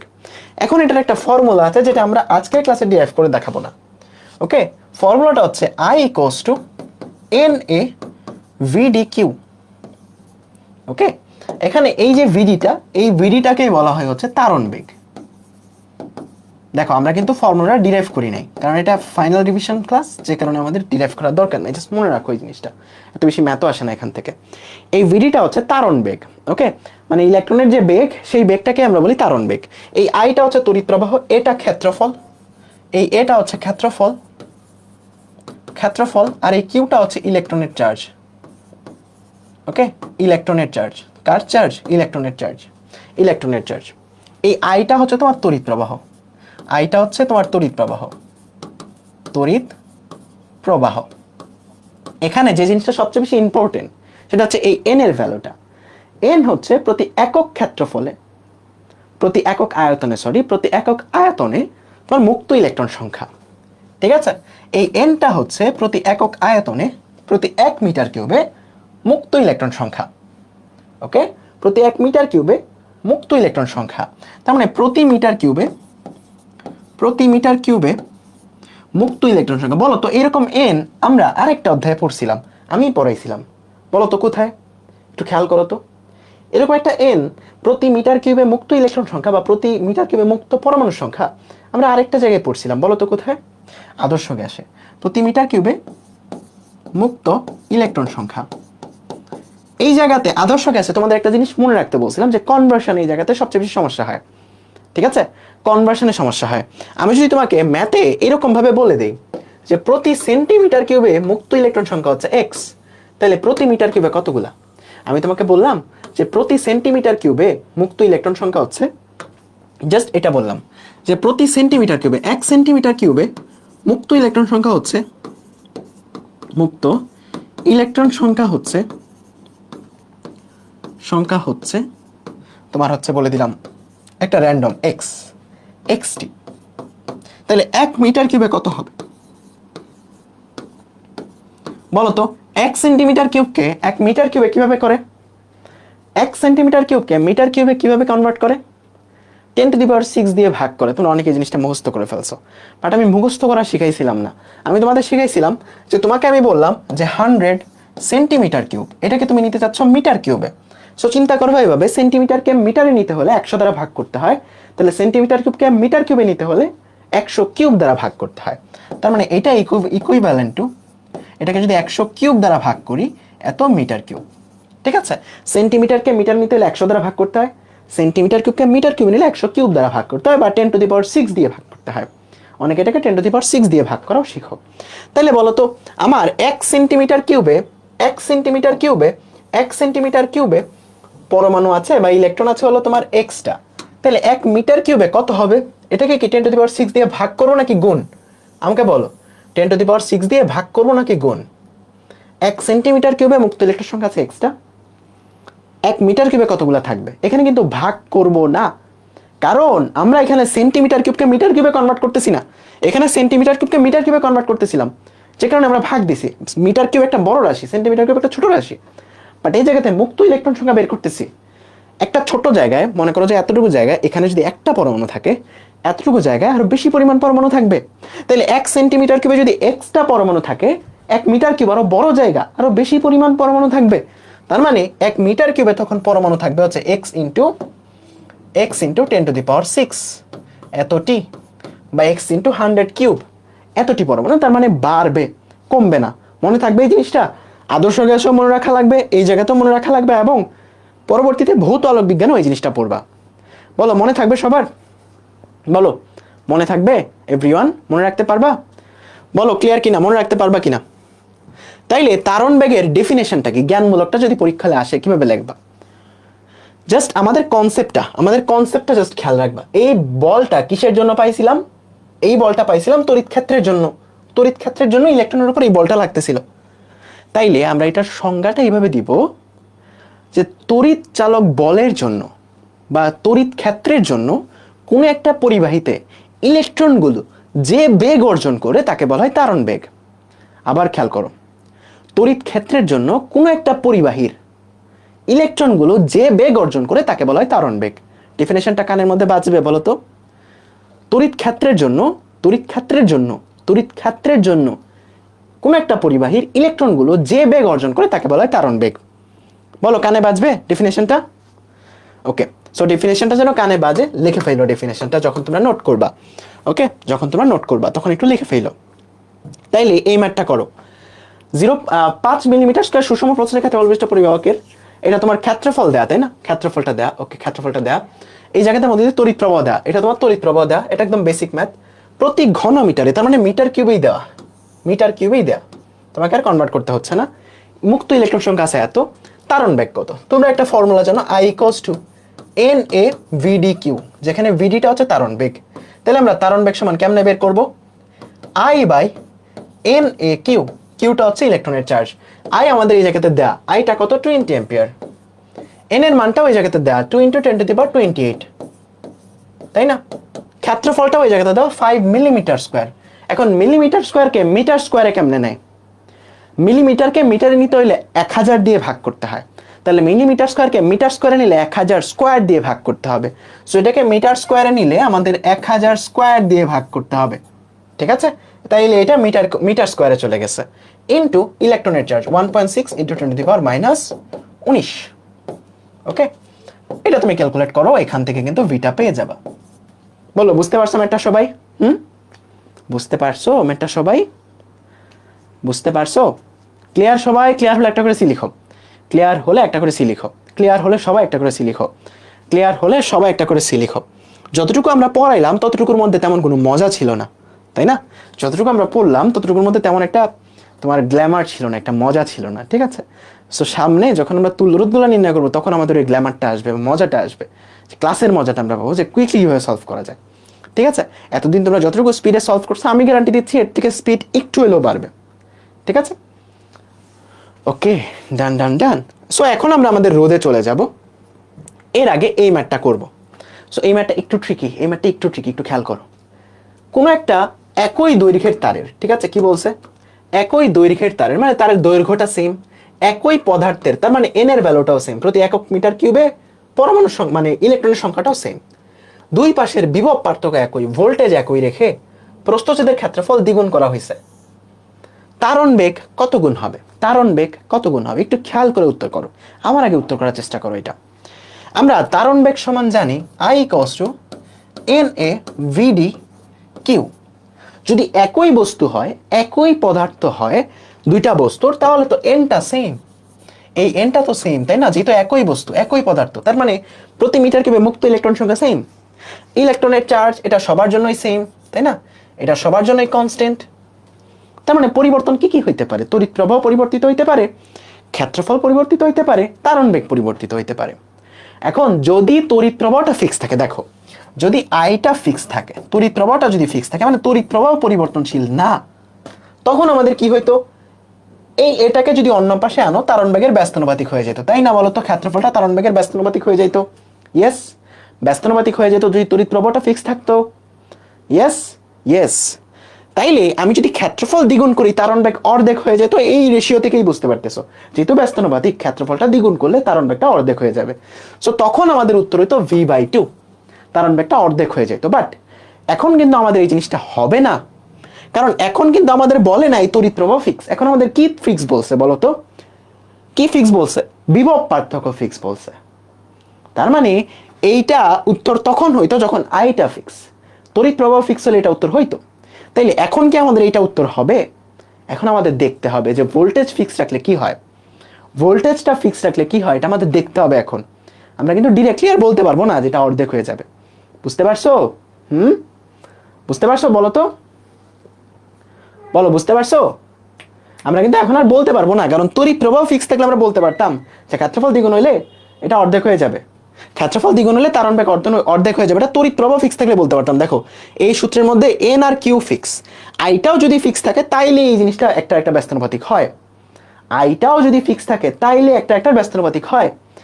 কিন্তু আমাদের এই মেথড তো আই ফিক্স বলে নাই, বলছে ভোল্টেজটা সেম, বিভব পার্থক্যটা সেম। সো এই জায়গাতে আমাদের একটু পেঁচাইতে হবে ম্যাথটা। ঠিক আছে, এই ম্যাথটা কিন্তু অ্যাডমিশন স্ট্যান্ডার্ড, একাডেমিকে আসবে না বললেই চলে, তারপর একটু দেখে রাখো। এখন আমাদের আইটাকে ভাঙাইতে হবে, কারণ এই জায়গাতে শর্তটা দেওয়া কিসের উপর বলো তো? ভোল্টেজের উপর শর্তটা দেওয়া। ঠিক আছে, তার মানে আই সমান আমরা কি জানি? আমরা ওহমের ফর্মুলা একটু পরে পড়বো আমরা, যে V equals to I R এইরকম জানি। তাইলে I equals to voltage by R এরকম জিনিসটা পাবো, ভোল্টেজ বাই আর এরকম জিনিসটা পাবো।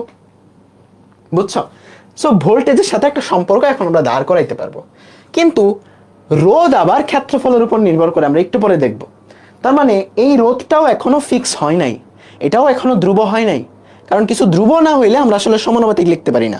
সমানুপাতিক লিখতে পারবো তখনই যখন বাকি সবগুলা ধ্রুবক, তখনই আমরা এইরকম স্টাইলে লিখতে পারি। এখানে কিন্তু আরটা ধ্রুবক না, কারণ ক্ষেত্রফল চেঞ্জ হলে আর চেঞ্জ হয়ে যায়। সো আমাদের আরটাকেও এখানে ভাঙাইতে হবে। সো আর সমান আমরা একটু পরে পড়বো যে রো এল বাই এ, এই আর এর মানটা এখানে সাবস্টিটিউট করো, তাহলে তুমি কি পাবা বলো তো? আর সমান রো এল ডিভাইডেড বাই এ। সেটা যদি তুমি বসাও, এটা উপরে চলে যাবে, নিচে রো এল এই জিনিসটা নিচে পড়ে থাকবে। এখন একটা মজার জিনিস দেখো, এটা কিন্তু দুই পাশে কাটাকাটি চলে যাচ্ছে, ক্ষেত্রফলটা দুই পাশে কাটাকাটি চলে যাচ্ছে। আবার আমাকে বলছে একই দৈর্ঘ্যের, মানে এলটাও দুইজনেরই সেম, তার মানে এটাও কনস্ট্যান্ট। আপেক্ষিক গুরুত্ব দুইটার মধ্যেই কনস্ট্যান্ট, কারণ একই উপাদানের এলটাও কনস্ট্যান্ট, কিউ তোমার রোটাও কনস্ট্যান্ট, এনটাও কনস্ট্যান্ট, কিউটাও কনস্ট্যান্ট। তার মানে এই জায়গাতে ভি, এই যে ভিডি, এটা আসলে কারোর উপরে ডিপেন্ড করতেছে না, এটা একই থাকতেছে, কারণ ভিটাও তো পরিবর্তনশীল না, ভিটাও তো সেম, এটাও কনস্ট্যান্ট, এটাও কনস্ট্যান্ট, এটাও কনস্ট্যান্ট, এটাও কনস্ট্যান্ট, এটা কনস্ট্যান্ট, সবকিছু কনস্ট্যান্ট, মানে ভিডিটাও কনস্ট্যান্ট, তার মানে এটা চেঞ্জ হবে না, সেমই থাকবে। বলো বুঝছো? ম্যাথটা একটু কি মাথার ভিতরে গেছে? বলো তো, ম্যাথটা কি একটু মাথার ভিতরে গেছে? ম্যাথটা কি একটু গেছে মাথার ভিতর? আর আসলো কই থেকে? ভি ইকুয়ালস টু আই আর, ওহমের ফর্মুলা ছোটবেলায় পড়ছো, আমরা একটু পরে বড় হয়েও পড়বো। ভি ইকুয়ালস টু আই আর ছোটবেলার ফর্মুলা, এই দুইটা আসলে ছোটবেলার ফর্মুলা, আমরা একটু পরে পড়বো। ছোটবেলা জানো এই কারণে নিয়ে আসছি, ছোটবেলা জানো এই কারণে নিয়ে আসছি, বাট আমরা পড়বো একটু পরে। বলো বুঝতে পারছো? একজন কি বলতেছো? ছি ছি ছি ছি, কি হয়েছে? আচ্ছা আমি আরেকবার একটু রিক্যাপ করি। দেখো আমরা এই ফর্মুলাটা জানি, I equals to N A V Q. এখানে এন আর কিউ এই দুইটা সেম, কারণ একই পদার্থ এবং ইলেকট্রনের চার্জ সবার জন্যই সেম। যদি আইটাও ফিক্স থাকতো তাইলে আমরা এই দুইটার মধ্যে একটা সম্পর্ক লিখতে পারতাম এরকম। যদি তড়িৎ প্রবাহটা ফিক্স থাকতো তাইলে আমরা বলতে পারতাম যে ক্ষেত্রফল দ্বিগুণ করলে আমাদের যে তারণ বেগটা সেটা অর্ধেক হয়ে যায়, এটা আমরা বলতে পারতাম। কিন্তু আমাদের এই জায়গাতে তড়িৎ প্রবাহের উপর সম্পর্কটা দেয় নাই, দিছে ভোল্টেজের উপর। সো আমাদেরকে অবশ্যই ফর্মুলাটা ভোল্টেজে নিয়ে যেতে হবে। সো এই জায়গাতে আমরা আই কে ভেঙে ভি বাই আর লিখলাম, এটা কি থেকে? ছোটবেলার formula, V equals to I R থেকে, এটা আমরা পরে পড়বো।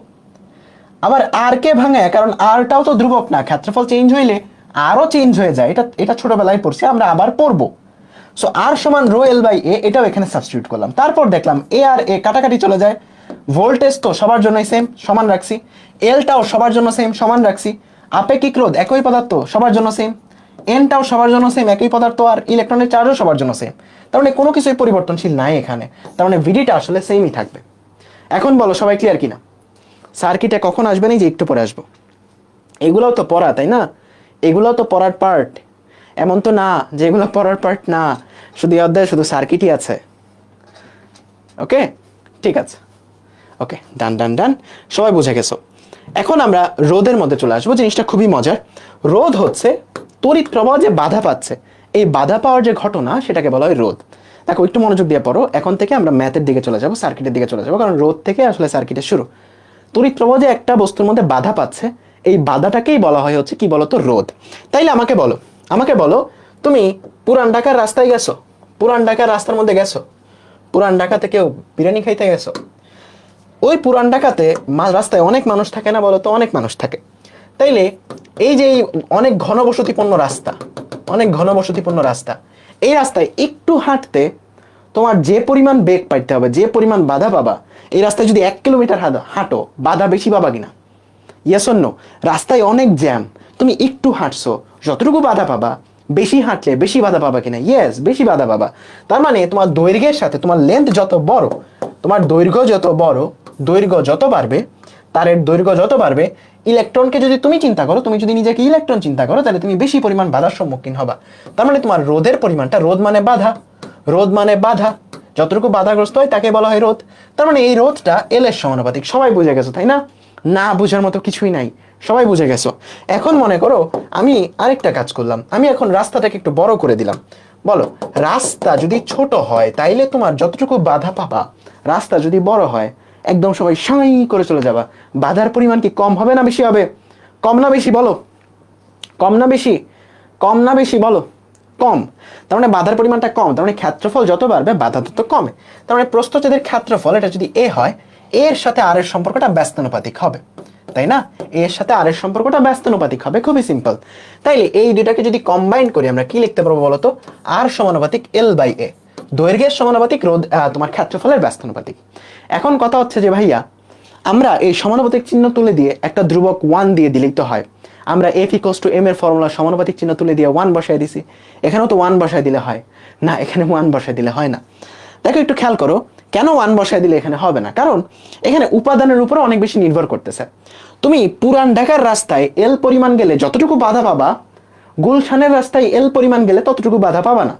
তার মানে একই রকম তারে, মানে এক এক রকম তারে এক এক রকম বাধা। তার মানে উপাদানের উপর নির্ভর করতেছে, তাপমাত্রার উপরও নির্ভর করতেছে। তার মানে এখানে আমাদের আরেকটা কোয়ান্টিটি আনতে হয়, যেটাকে আমরা বলি আপেক্ষিক রোধ, যেটা নির্ভর করে শুধুমাত্র উপাদান, উপাদান, এই আপেক্ষিক রোধটা নির্ভর করে শুধুমাত্র উপাদান, উপাদান এবং তাপমাত্রার উপর, তাপমাত্রার উপর। পয়েন্ট টু বি নোটেড, এই রোধটা, আপেক্ষিক রোধটা শুধুমাত্র উপাদান এবং তাপমাত্রার উপর নির্ভর করে। তাইলে আমি ধরো একটা ম্যাথ ঘুরে ফিরে বললাম যে দুইটা একই পদার্থের দৈর্ঘ্য এত গুণ, ক্ষেত্রফল এত গুণ করলে তাদের আপেক্ষিক রোধ কত গুণ হবে? একই থাকবে, আপেক্ষিক রোধ চেঞ্জ হয় না। দুইটা ভিন্ন ভিন্ন বস্তু হইলে আপেক্ষিক রোধ চেঞ্জ হবে, কিন্তু দুটো যদি একই বস্তু হয়, দৈর্ঘ্য যত গুণই করো, প্রস্থ যত গুণই করো, সমস্যা নাই, আপেক্ষিক রোধ একই থাকবে।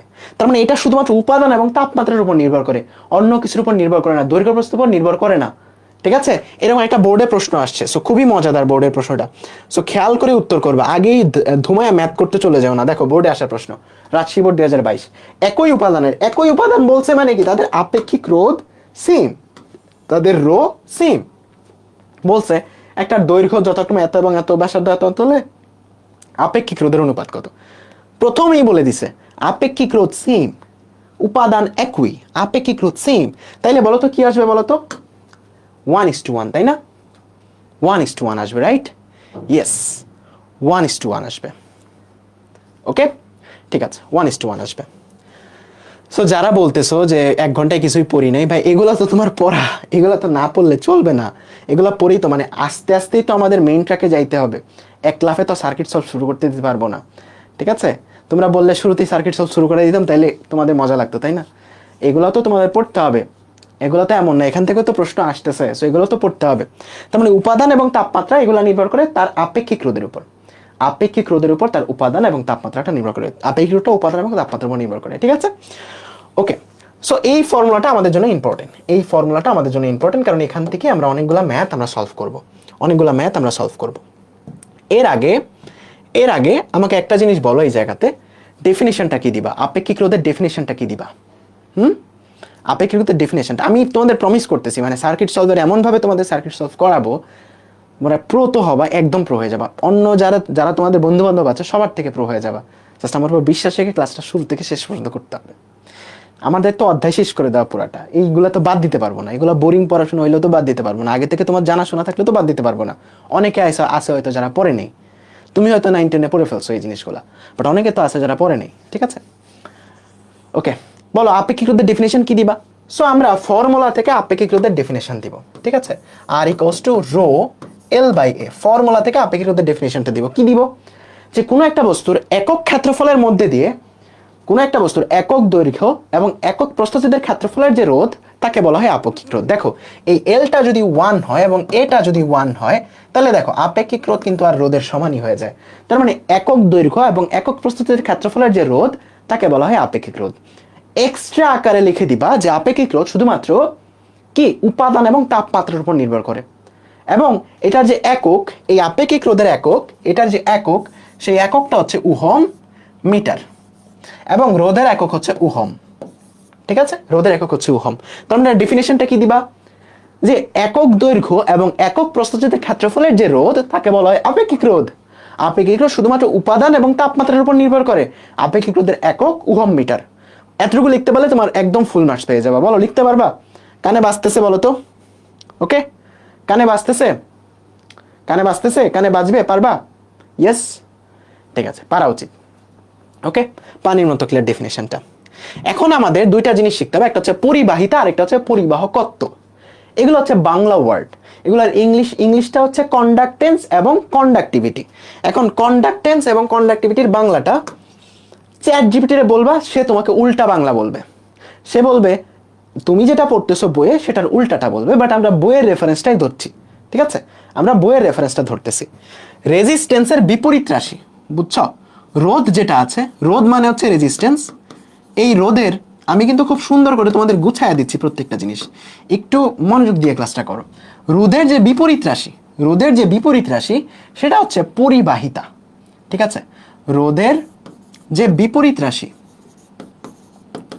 বিপরীত রাশিটা হচ্ছে পরিবাহিতা। এটা আমি কার রেফারেন্সে লিখতেছি? আমাদের বইয়ের রেফারেন্সে, ঠিক আছে? আমাদের বইয়ের রেফারেন্সে রোধের বিপরীত রাশিকে বলা হয় পরিবাহিতা, কিন্তু চ্যাট জিপিটিকে জিজ্ঞেস করলে সে তোমাকে বলবে রোধের বিপরীত রাশি হচ্ছে পরিবাহকত্ব। বাট আমরা বইয়ের রেফারেন্সটাই ফলো করব, ঠিক আছে? রোধ মানে হচ্ছে রেজিস্ট্যান্স, রেজিস্ট্যান্স, এই রেজিস্ট্যান্সের বিপরীত রাশি হচ্ছে কন্ডাক্টেন্স। ওকে, কন্ডাক্টেন্স। এটাকে প্রকাশ করা হয় আর দিয়ে, এটাকে প্রকাশ করা হয় জি দিয়ে। এটার একক হচ্ছে তোমার ওহম, এটার একক হচ্ছে সিমেন্স। ওকে, এস দ্বারা প্রকাশ করা হয়। তার মানে রোধের বিপরীত রাশিকে বলা হয় কন্ডাক্টেন্স বা পরিবাহিতা। তার মানে যদি পরিবাহিতা কি, এই জিনিসটা যদি একটা প্রশ্নে আসে জ্ঞানমূলক, যে পরিবাহিতা কাকে বলে, তুমি কি বলবা বলো তো? রোধের বিপরীত রাশিকে বলা হয় পরিবাহিতা। অর্থাৎ কোন একটা পরিবাহীর মধ্যে দিয়ে যখন তড়িৎ প্রবাহিত হয়, তখন তার তড়িৎ প্রবাহ করার কতটুকু সহজে তড়িৎ প্রবাহ করতে পারে সেটাকে বলা হয় তার পরিবাহিতা। রোধ মানে কি ছিল? বাধা।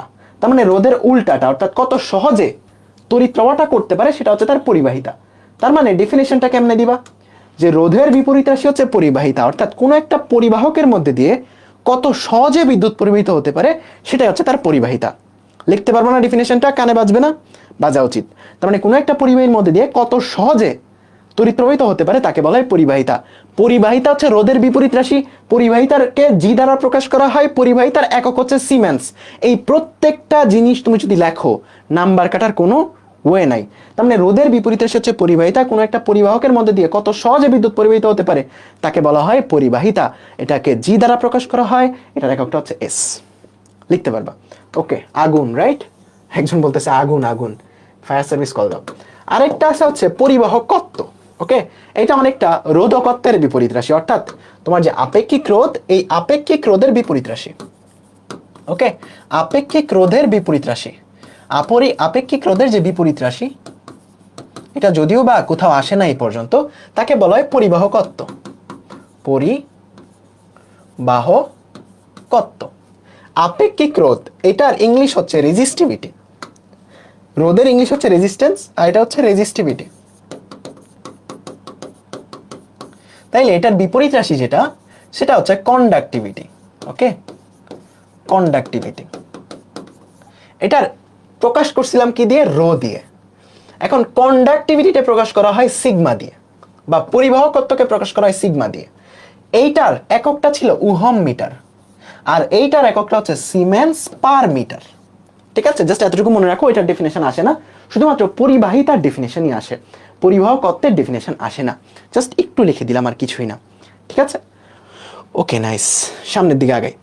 তড়িৎ পরিবাহিতা কাকে বলে বলো? ডেফিনেশন আমরা লিখছি কিনা? একদম পানির মতো ক্লিয়ার কিনা বলো? একদম পানির মতো ক্লিয়ার কিনা? মনে থাকবে কিনা? আমরা কিন্তু লিখে দিছি, মানে বলে দিছি, যেটা বলে দিছি ওটা একদম মনের মধ্যে গাইতে নিতে হবে। পরিবাহিতা কাকে বলে? রোধের বিপরীত রাশি হচ্ছে পরিবাহিতা। কোন একটা পরিবাহকের মধ্যে দিয়ে কত সহজে বিদ্যুৎ প্রবাহিত হয় সেটা হচ্ছে তার পরিবাহিতা। এটাকে জি দ্বারা প্রকাশ করা হয় এবং এটার এককটা হচ্ছে সিমেন্স বাই এস। এতটুকু লিখলে অবশ্যই তোমার একে এক দিবে, মাস্ট। আর যদি 2 নম্বরে দাও, যদি এটা খ নাম্বারে আসে, যদি খ নাম্বারে আসে, যদিও বা আসবে না, যদি খ নাম্বারে আসে এইরকম ছকটা আঁকায় দিবা, 2 এ 2 মাস্ট। ঠিক আছে, এরকম ছকটা আঁকায় দিবা যদি খ নাম্বারে আসে। ওকে, এখন রোধের সূত্র আমরা অলরেডি দেখছি যে R equals to rho L by A. এখন এখান থেকে যদি আমরা অনুপাত আকারে লিখি, এখান থেকে যদি আমরা অনুপাত আকারে লিখি, কি লিখবো বলো তো? তাইলে দুইটা ভিন্ন ভিন্ন তারের রোধের মধ্যে যদি আমরা এই জিনিসটা লিখি যে R2 ডিভাইড বাই R1, অনুপাতটা কেমন হবে বলো তো? দুইটা ভিন্ন ভিন্ন তারে যেটা সমানে সমানে আছে ওইটা সমানে সমানে যায়। আর সবসময় খেয়াল রাখবা এখানে আর এর নিচে মনে মনে 1 আছে, তাই না? উপরে আছে হচ্ছে রো আর এল, নিচে আছে এ।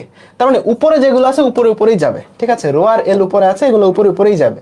তার মানে এই জায়গাতে রো 2টা উপরে যাবে, রো 1টা নিচে আসবে, ইনটু এলটাও একই লেভেলে আছে, তার মানে এল 2টা উপরে যাবে, এল 1টা নিচে আসবে।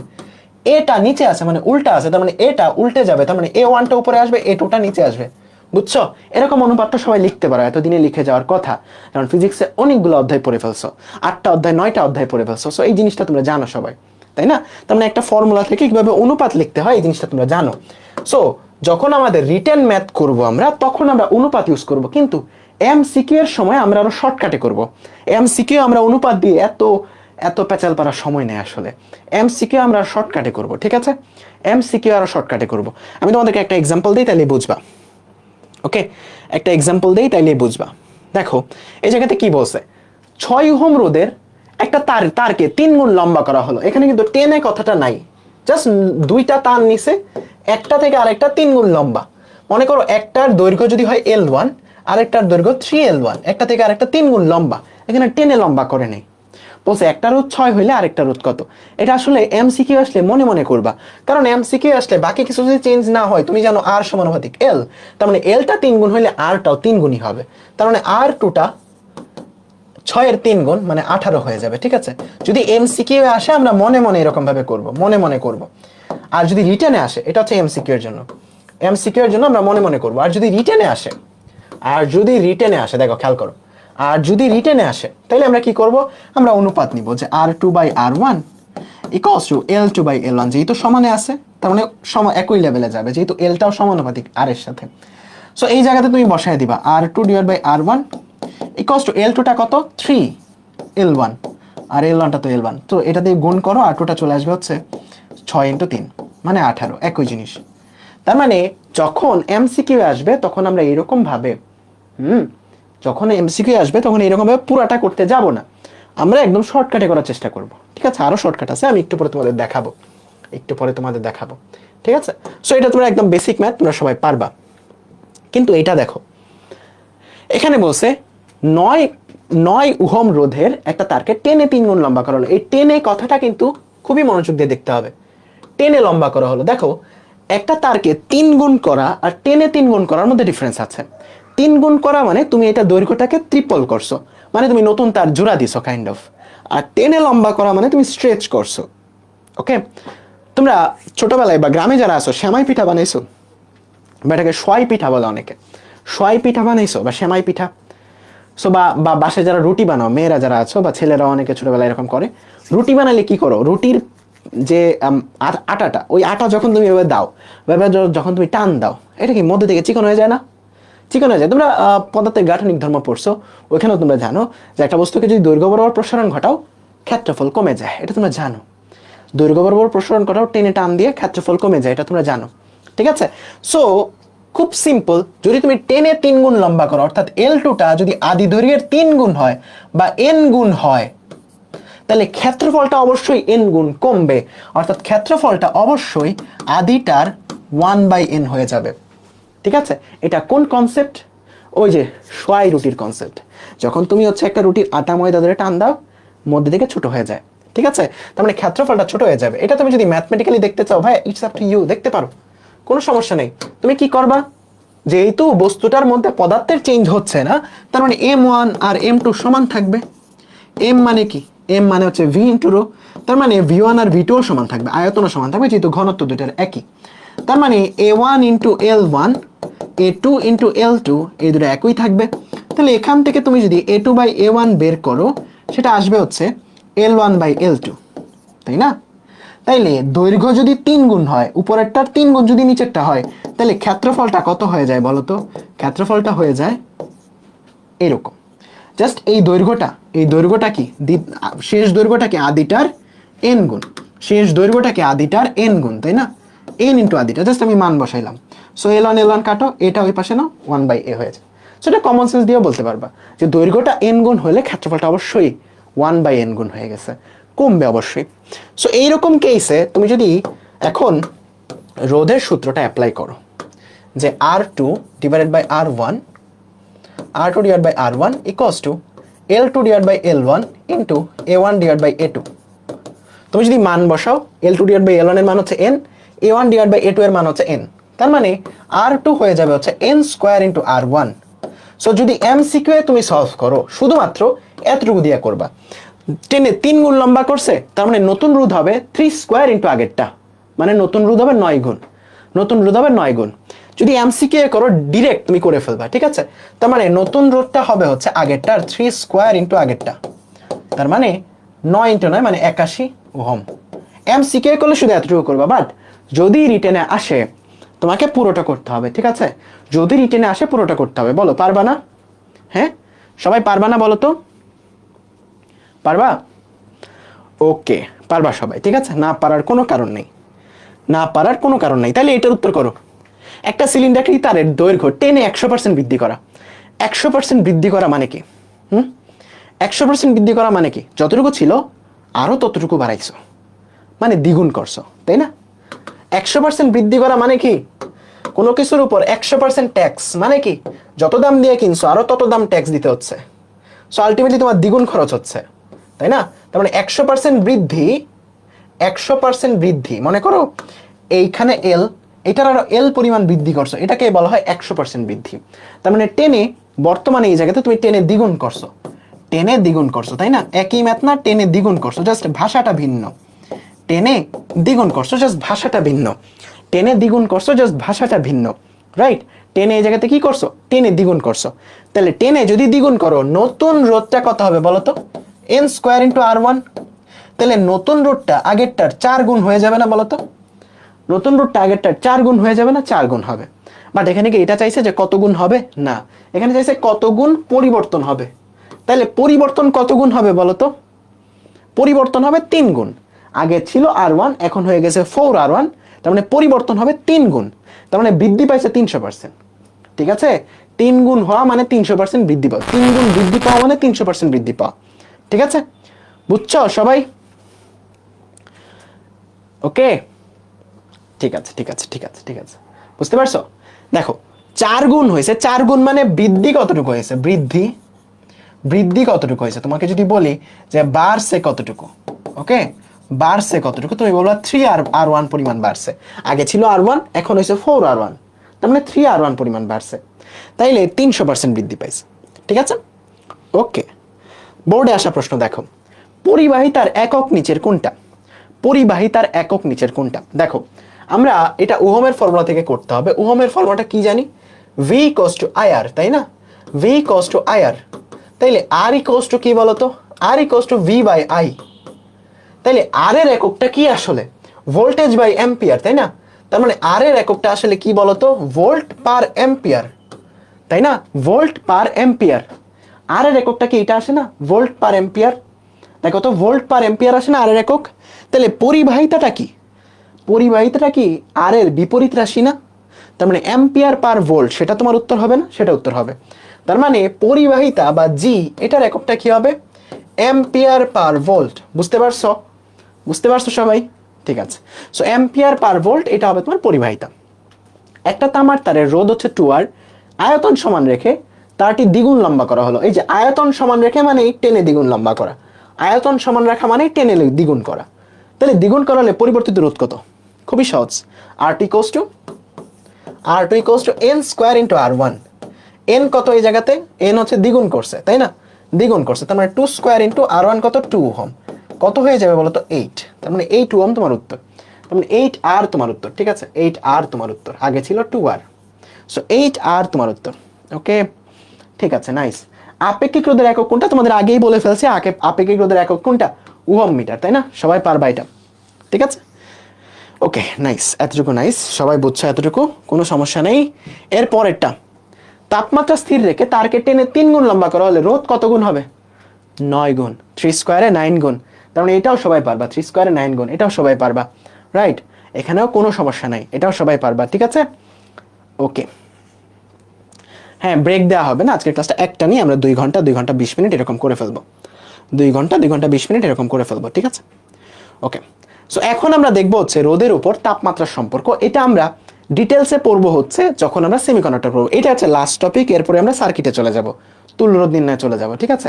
এটা হচ্ছে লাস্ট টপিক, মানে তোমার সার্কিট ছাড়া নিরামিষ লাস্ট টপিক। এরপরে আমরা আমিষ এর দিকে চলে যাব, ঠিক আছে? সো এই রোদের উপর তাপমাত্রার প্রভাব এটা আমরা ইন ডিটেলস পড়বো যখন আমরা সেমিকন্ডাক্টর পড়বো, ঠিক আছে? জাস্ট এখন এর জন্য এটা মনে রাখবা, এটা ডিটেলসে আমি পড়াবো সেমিকন্ডাক্টরে, তখন আরো ডিটেলসে পড়বা। জাস্ট এখন আমার কথাটা জাস্ট মনে রাখো যে পরিবাহীর জন্য তাপমাত্রা বাড়লে রোধটা বাড়ে। অর্ধ পরিবাহীর জন্য, এখন মনে করো যে মুখস্থ, এটা মুখস্থ, এটা শিখবা কোথায় বলো তো? যখন তোমাদের সেমিকন্ডাক্টর পড়াবো। অর্ধ পরিবাহীর জন্য তাপমাত্রা বাড়াইলে রোধ কমে, ঠিক আছে? জাস্ট একটু মনে রাখো এই জিনিসটা, এটা ডিটেলসে পড়াবো আমরা কোথায় বলো তো? সেমিকন্ডাক্টর অধ্যায়ে। এখনের আপাতত আলোচনার জন্য তোমরা জাস্ট এই জিনিসটা মনে রাখো, ওকে? এখন ওই যে মনে আছে ছোটবেলায় রেল লাইনের ম্যাথ করতাম যে তাপমাত্রার সাথে দৈর্ঘ্য বাড়ে, তাপমাত্রার সাথে আয়তন বাড়ে, তাপমাত্রার সাথে ক্ষেত্রফল বাড়ে, মনে আছে? এরকম কিছু ম্যাথ করতাম। সো এখানেরটাও ঠিক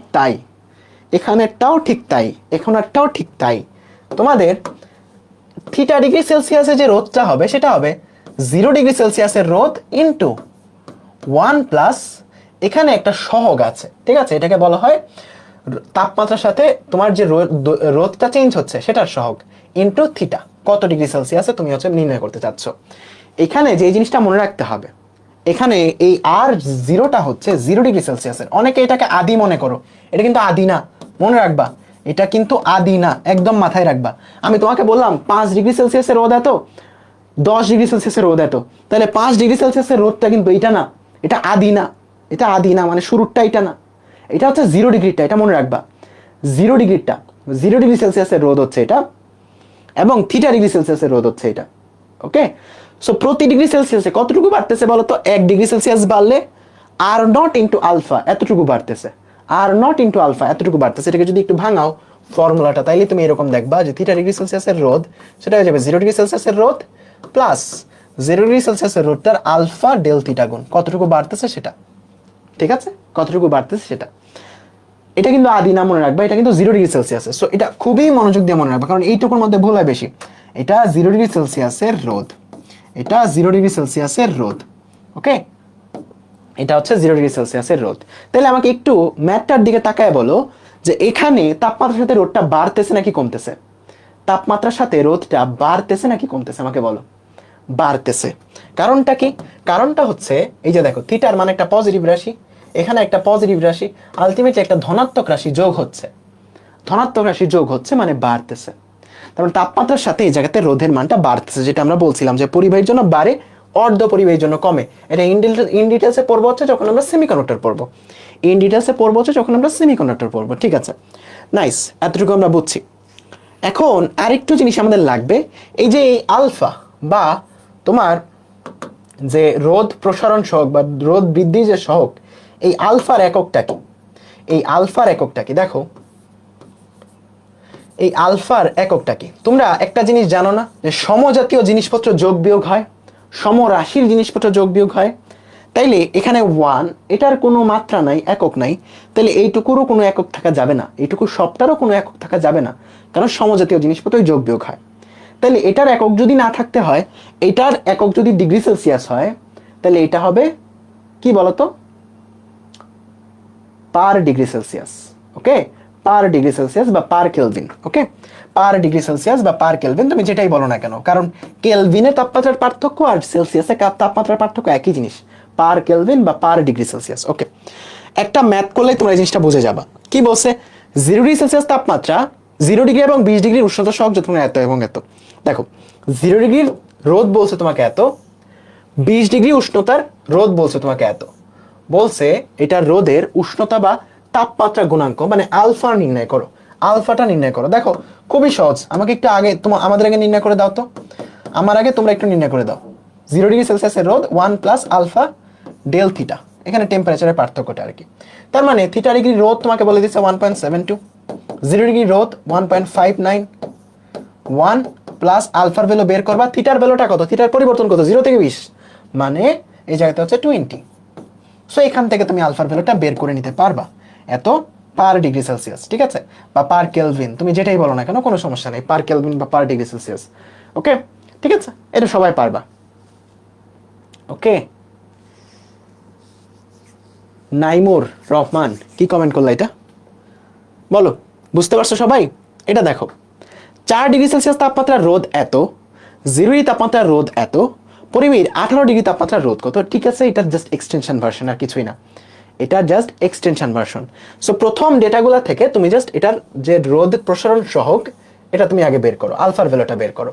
তাহলে 4 ডিগ্রির জন্য রোদ এত, তার মানে তোমার থিটার ডিগ্রির মধ্যে রোদ এত, এটা হচ্ছে তোমার থিটাটা। 0 ডিগ্রিতে এত, এটা হচ্ছে তোমার আর জিরো আর কি। So R theta equals to R zero 1 plus alpha del theta. So এখানে তুমি বসাও মান 4 equals to 1.2 into 1 plus alpha del theta, তাপমাত্রা পার্থক্য কত, 4 ডিগ্রি। সো এখান থেকে আলফার ভ্যালুটা বের করে নাও। তারপর আরেকবার তোমাকে অ্যাপ্লাই করতে হবে 18 ডিগ্রিটা বের করার জন্য। সো আবার 18 ডিগ্রি রোদটা তুমি বের করবা, 0 ডিগ্রিটা তুমি জানো, 0 ডিগ্রিটা কত বলো তো 1.2, 1 প্লাস আলফার ভ্যালুটা তুমি বের করছো, থিটার ভ্যালুটা এখন 18 ডিগ্রি। ওকে, সো এখান থেকে এটাও বের করে ফেলতে পারবা। সো এটা হচ্ছে তোমাদের কাজ, এটা হচ্ছে তোমাদের কাজ। এখন আমাদের একটা গ্রাফ দেখতে হবে এই আর এর। ভাইয়া বুঝতেছি না, কোথায় বুঝছো না? বর্ষা, বর্ষা কোথায় বুঝো নাই?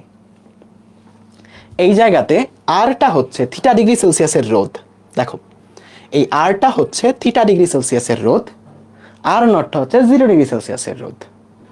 তোমাকে প্রত্যেকটা মানে কিন্তু প্রশ্নে বলে দিছে, একটু খেয়াল করে দেখো যে এত ডিগ্রি সেলসিয়াসে 20 ডিগ্রি সেলসিয়াসের রোদ এইটা, 0 ডিগ্রি সেলসিয়াসের রোদ এইটা। তোমাকে আলফার ভ্যালুটা বের করতে বলছে, বুঝছো? তাপমাত্রার পার্থক্য এটা যদি তোমরা থার্মোডাইনামিক্স পড়ার পরে এই প্রশ্ন করো, এটা আসলে তোমার নিজে থার্মোডাইনামিক্স কতটুকু পড়ছো তুমি আরেকবার নিজেকে প্রশ্ন করো। তাপমাত্রার পার্থক্য সেলসিয়াসেও যা কেলভিনেও তা, কেলভিনে তাপমাত্রার পার্থক্য যত সেলসিয়াসেও তাপমাত্রার পার্থক্য কত।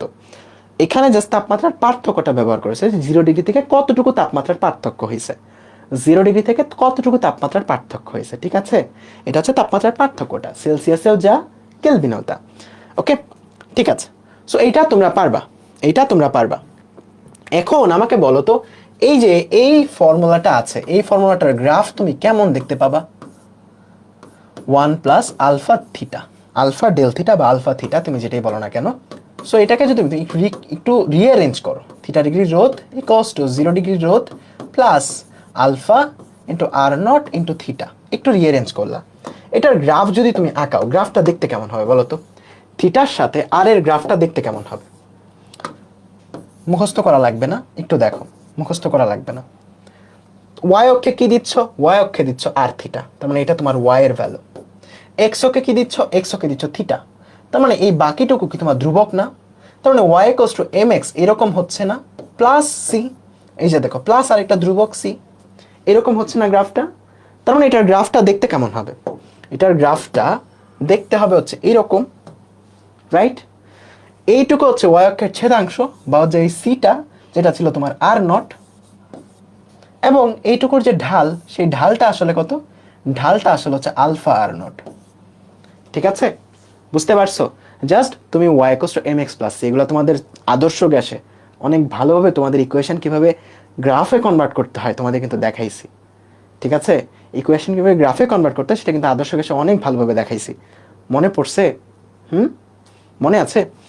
তাইলে আমরা যেহেতু রোদের জন্য এই ফর্মুলাটা লিখতে পারতেছি, আপেক্ষিক রোদের জন্য এই ফর্মুলাটা সেম ফর্মুলাটাই লিখতে পারবো, যে থিটা ডিগ্রি সেলসিয়াসের আপেক্ষিক রোধ ইকুয়ালস টু 0 ডিগ্রি সেলসিয়াসের আপেক্ষিক রোধ 1 প্লাস আলফা থিটা। সো ওইটার জন্য গ্রাফটা একই রকম দেখতে হবে, ঠিক আছে? ওইটার জন্য গ্রাফটা একই রকম দেখতে হবে। ওকে, ঠিক আছে। এই এমসিকিউটা এটা তোমরা একটু হোমওয়ার্ক নিজে নিজে ট্রাই করবা। এই এমসিকিউটা তোমরা একটু নিজে নিজে ট্রাই করবে, এটা আসলে খুবই মজার। এখানে একটু টুইস্ট আছে, আমি জাস্ট তোমাদের ধরায় দিচ্ছি।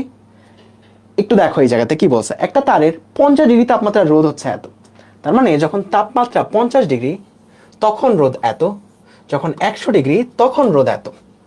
0 ডিগ্রি তাপমাত্রায় রোধটা বের করতে বলছে। এখানে কিন্তু 0 ডিগ্রিটা তুমি জানো না, এখানে কিন্তু 0 ডিগ্রিটা তুমি জানো না। সো তোমাকে এই জায়গাতে একটা অনুপাত দিয়ে ম্যাথটা করতে হবে, ঠিক আছে? একটা অনুপাত দিয়ে ম্যাথটা করতে হবে।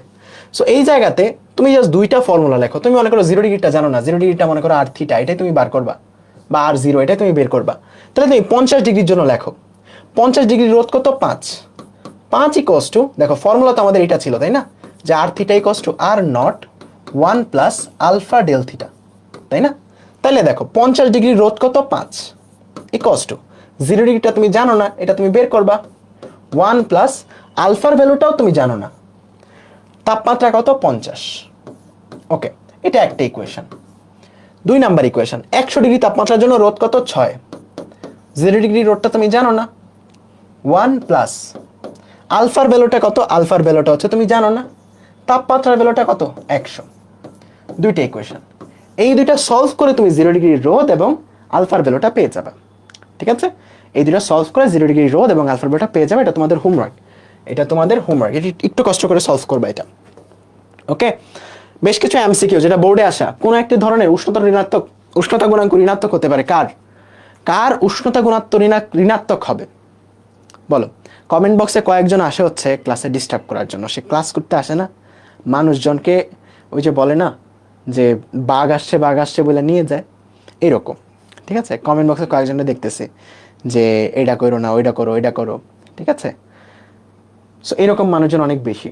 সো এই জায়গাতে দেখো উষ্ণতা যে সহগ সেটা ঋণাত্মক হবে কখন? আমাদের আর ইকুয়ালস টু, আমরা এরকম দেখছি যে 0 ডিগ্রি 1 প্লাস আলফা থিটা। যারা ক্লাস থেকে চলে যাবে একটা ইন্টারেস্টিং জিনিস মিস করবা, যেটা একটু পরে পড়াবো, ঠিক আছে? সো একটু আমার উপর বিশ্বাস এই ক্লাসটা করো।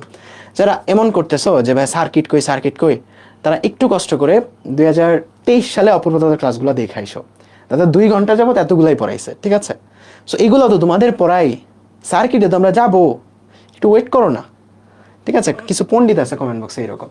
সো আমাদের এই জায়গাতে দেখো, এইটা কিন্তু একটা ধনাত্মক রাশি। কার জন্য বলতো? একটা পরিবাহীর জন্য। কারণ পরিবাহীর জন্য আমরা জানি যে তাপমাত্রা বাড়লে রোধ বাড়ে। দেখো এইটুকুর মধ্যে যত তাপমাত্রাই বাড়ুক যোগ হচ্ছে একটা রাশি, তার মানে রোধ বাড়তেছে। তার মানে পরিবাহীর জন্য তাপমাত্রা বাড়লে রোধ বাড়তেছে। তার মানে কার জন্য তাপমাত্রা বাড়লে রোধ কমবে? অর্ধ পরিবাহীর জন্য। তার মানে অর্ধ পরিবাহীর জন্য এই আলফার মানটা ঋণাত্মক। অর্ধ পরিবাহীর জন্য ফর্মুলাটা হয় এইরকম, 1 মাইনাস আলফা থিটা। তখন তাপমাত্রা বাড়লে রোধের মানটা কিন্তু কমে, আদিটা থেকে রোধের মানটা কমে। সো এই জায়গাতে এটার উত্তরটা হচ্ছে অর্ধ পরিবাহীর জন্য। তার মানে কার অর্ধ পরিবাহীকে? জার্মেনিয়াম। এটা পড়বো সেমিকন্ডাক্টরের ক্লাসে, সমস্যা নেই, ঠিক আছে? ওকে, পরেরটা দেখো এই ম্যাথগুলো এমসিকিউ আসলে কেমনে করবা? কোন পরিবাহীর দৈর্ঘ্য এবং ব্যাসার্ধ অর্ধেক করলে চূড়ান্ত রোধ প্রাথমিক রোধের কত গুণ? দেখো খেয়াল করো, আমি তোমাদেরকে খুব সুন্দর করে সলভ করানো শেখাচ্ছি। দাঁড়াও, দেখো কি বলছে। কোন পরিবাহীর দৈর্ঘ্য দ্বিগুণ, তার মানে দ্বিতীয় দৈর্ঘ্য কত করছো? আদিটার দ্বিগুণ। তারপর ব্যাসার্ধ কত করছো? ব্যাসার্ধ করছো অর্ধেক, তার মানে R2 এটা কত করছো? R1 এর অর্ধেক, তাই না? R1/2। ব্যাসার্ধ করছো অর্ধেক, চূড়ান্ত রোধ কত হবে? দেখো ব্যাসার্ধ অর্ধেক করলে ক্ষেত্রফল কতটুকু হয়? 1/4 হয়ে যাবে না? কারণ ব্যাসার্ধর স্কয়ার হচ্ছে ক্ষেত্রফল, তাই না? ব্যাসার্ধের স্কয়ার হচ্ছে ক্ষেত্রফল, রাইট? ব্যাসার্ধের স্কয়ার হচ্ছে ক্ষেত্রফল। তার মানে ক্ষেত্রফল হয়ে যাবে 1/4, বা আদিটার 1/4। যেহেতু রোধটা অর্ধেক হয়ে যাচ্ছে, ক্ষেত্রফলটা 1/4 হয়ে যাবে। তাইলে এখন তুমি অনুপাতটা দাও যে R2 / R1 = L2/L1 × A1/A2। মান বসাও। L2/L1 কত হয়ে যাচ্ছে বলো তো? L2/L1 হয়ে যাচ্ছে 2, আর a1/a2 হয়ে যাচ্ছে 4, তার মানে r2 হয়ে যাচ্ছে হলো 8 ইন্টু r1, তার মানে r1 এর 8 গুণ, তাই না বলো তো? Yes or no? Yes or no? বুঝছো? r1 এর 8 গুণ, বুঝছো? বুঝতে পারছো সবাই? বুঝছো? কিন্তু একটা এমসিকিউ এর জন্য এতটুকু করা কি ইফিশিয়েন্ট? আমাকে বলো, এমসিকিউ এর জন্য এতটুকু করা কি ইফিশিয়েন্ট? আচ্ছা এইটুটা বুঝো নাই, দেখো একটা জিনিস, ক্ষেত্রফল সমান কি পাই ইন্টু আর স্কোয়ার, বোঝার চেষ্টা করো। তাইলে আর যদি অর্ধেক হয় তাইলে ক্ষেত্রফল কত গুণ হয়? 1/4 ইন্টু পাই আর স্কোয়ার, ক্ষেত্রফল 1/4 গুণ হয়, ঠিক আছে? ক্ষেত্রফল 1/4 গুণ হয়, এখন বুঝছো? তার মানে ব্যাসার্ধ যদি অর্ধেক হয় ক্ষেত্রফল 1/4 গুণ হয়, কারণ ক্ষেত্রফল সমান পাই আর স্কোয়ার, আর কে যদি স্কোয়ার করো নিচের 2ও স্কোয়ার হয়ে যাবে, ঠিক আছে? সো এইটুকু এমসিকিউ এর জন্য করা কি ইফিশিয়েন্ট? ইফিশিয়েন্ট না। সো এমসিকিউ এর ক্ষেত্রে আমি কেমনে করতাম একটু খেয়াল করো। আমি পরীক্ষা হলে এমসিকিউ এর ক্ষেত্রে কেমনে করতাম? আমি করতাম এইভাবে, আমি জানি রোধ সমান রো এল বাই এ, আমি ডিরেক্ট এখানে মান বসাইতাম। দেখো আমি ডিরেক্ট এখানে মান বসাইতাম, কি করছি দৈর্ঘ্য দ্বিগুণ করছি, তার মানে আমি দৈর্ঘ্যের জায়গাতে 12 বসাইতাম। ব্যাসার্ধ অর্ধেক করছি, তার মানে ক্ষেত্রফলকে ব্যাসার্ধ নিতে হয় পাই আর স্কোয়ার, এরকম আমি ব্যাসার্ধ অর্ধেক করছি, তার মানে এখানে r/2 হোল স্কোয়ার, আমি ডিরেক্টলি এমনি বসাইতাম। তাহলে এখান থেকে নিচে আসবে 1/4, 4টা উপরে নিয়ে যাও, 8 into rho L by pi R square, এরকম আসে কিনা আমাকে বলো তো? এরকম আসে না? সো এইটুকু কি আমার আদি ক্ষেত্রফল, মানে আদি রোধ, তার মানে আগেরটার 8 গুণ হয়েছে। ডিরেক্টলি জাস্ট মান বসাই দিবা, তোমার কুইক হবে জিনিসটা কুইক হবে, ঠিক আছে? আরেকটা করাই তাইলে বুঝে যাবা। দেখো এটা অনুপাত দিয়ে তো করতেই পারবা, বাট কুইকলি কেমনে করবা? দৈর্ঘ্য দ্বিগুণ করছে, প্রস্থের ক্ষেত্রফল অর্ধেক করছে, ঠিক আছে? জাস্ট আর এর মধ্যে বসায় দাও, এলটা দ্বিগুণ করছে মানে 2l, ক্ষেত্রফলটা অর্ধেক করছে মানে a/2, ঠিক আছে? তার মানে এই 2টা উপরে চলে যাবে 4 ইন্টু রো এল বাই এ, তার মানে হয়ে যাবে কত গুণ বলো তো? 4 গুণ, বুঝছো? সো এটা হচ্ছে কুইকলি করার রুল, আর এটা হচ্ছে ব্লাইন্ডলি মানে টপারদের মতো করার রুল, রিটেনে করার রুল, ঠিক আছে? যে কোনো ভাবেই করতে পারবা, ঠিক আছে? বলো পারবা? কুইকলি করতে পারবা? এমসিকিউ এর জন্য কিন্তু এগুলা অনেক ভালো জিনিস, এমসিকিউ এর জন্য এগুলা অন্যদের থেকে তোমাদের স্পিড বাড়ায় দিবে, ঠিক আছে? পারবা? জাস্ট ফর্মুলাতে মান বসাবা, আর কিছুই না, জাস্ট ফর্মুলাতে মান বসাবা। ওকে, সো এই জিনিসগুলো তোমরা পারবা আশা করি। এখন আমাদের কিছু অনুধাবনমূলক ম্যাথ আছে, যে তড়িৎ প্রবাহের ফলে তাপমাত্রা উৎপন্ন হয় কেন। এটা আসলে খুবই সুন্দর করে তুমি লিখতে পারবা। ওই যে বলছিলাম না যে পুরান ঢাকার রাস্তায় তুমি গেলে সংঘর্ষ বাড়বে, ওই রকম যে পুরান ঢাকার রাস্তায় তুমি যদি যাও তোমার সংঘর্ষ বাড়বে। এইরকম একটা পরিবেশের মধ্যে দিয়ে যখন ইলেকট্রন ফ্লো হয় তার সংঘর্ষ হয়, সংঘর্ষ হওয়ার কারণে কি হয় বলতো? কিছু পরিমাণ শক্তি অপচয় হয়। সংঘর্ষ হলে গতিশক্তির অপচয় হয় না, জানো নিউটনের মেকানিক্স থেকে? ওই শক্তিটা তাপ শক্তিতে রূপান্তরিত হয়, যে কারণে তাপমাত্রা উৎপন্ন হয়। তার মানে এই জিনিসটাই তুমি একটু গোছায় লাগবা, যে কোনো একটা পরিবেশের মধ্যে দিয়ে যখন ইলেকট্রন ফ্লো হয় তাদের মধ্যে নিজেদের মধ্যে সংঘর্ষ হয়, রোধের কারণে সংঘর্ষ হয়, এবং এই সংঘর্ষের কারণে তাদের শক্তি কিছুটা হারায়, ওই হারানো শক্তিটা তাপ শক্তিতে রূপান্তরিত হয়। আরো সুন্দর হয় যেহেতু অনুধাবনমূলক প্রশ্ন, তুমি একটা সংঘর্ষ আঁকায় দেখাও, ঠিক আছে? যে ইলেকট্রন যাচ্ছে একটার সাথে কোলিশন হচ্ছে, তুমি এরকম একটা আঁকায় দেখাও।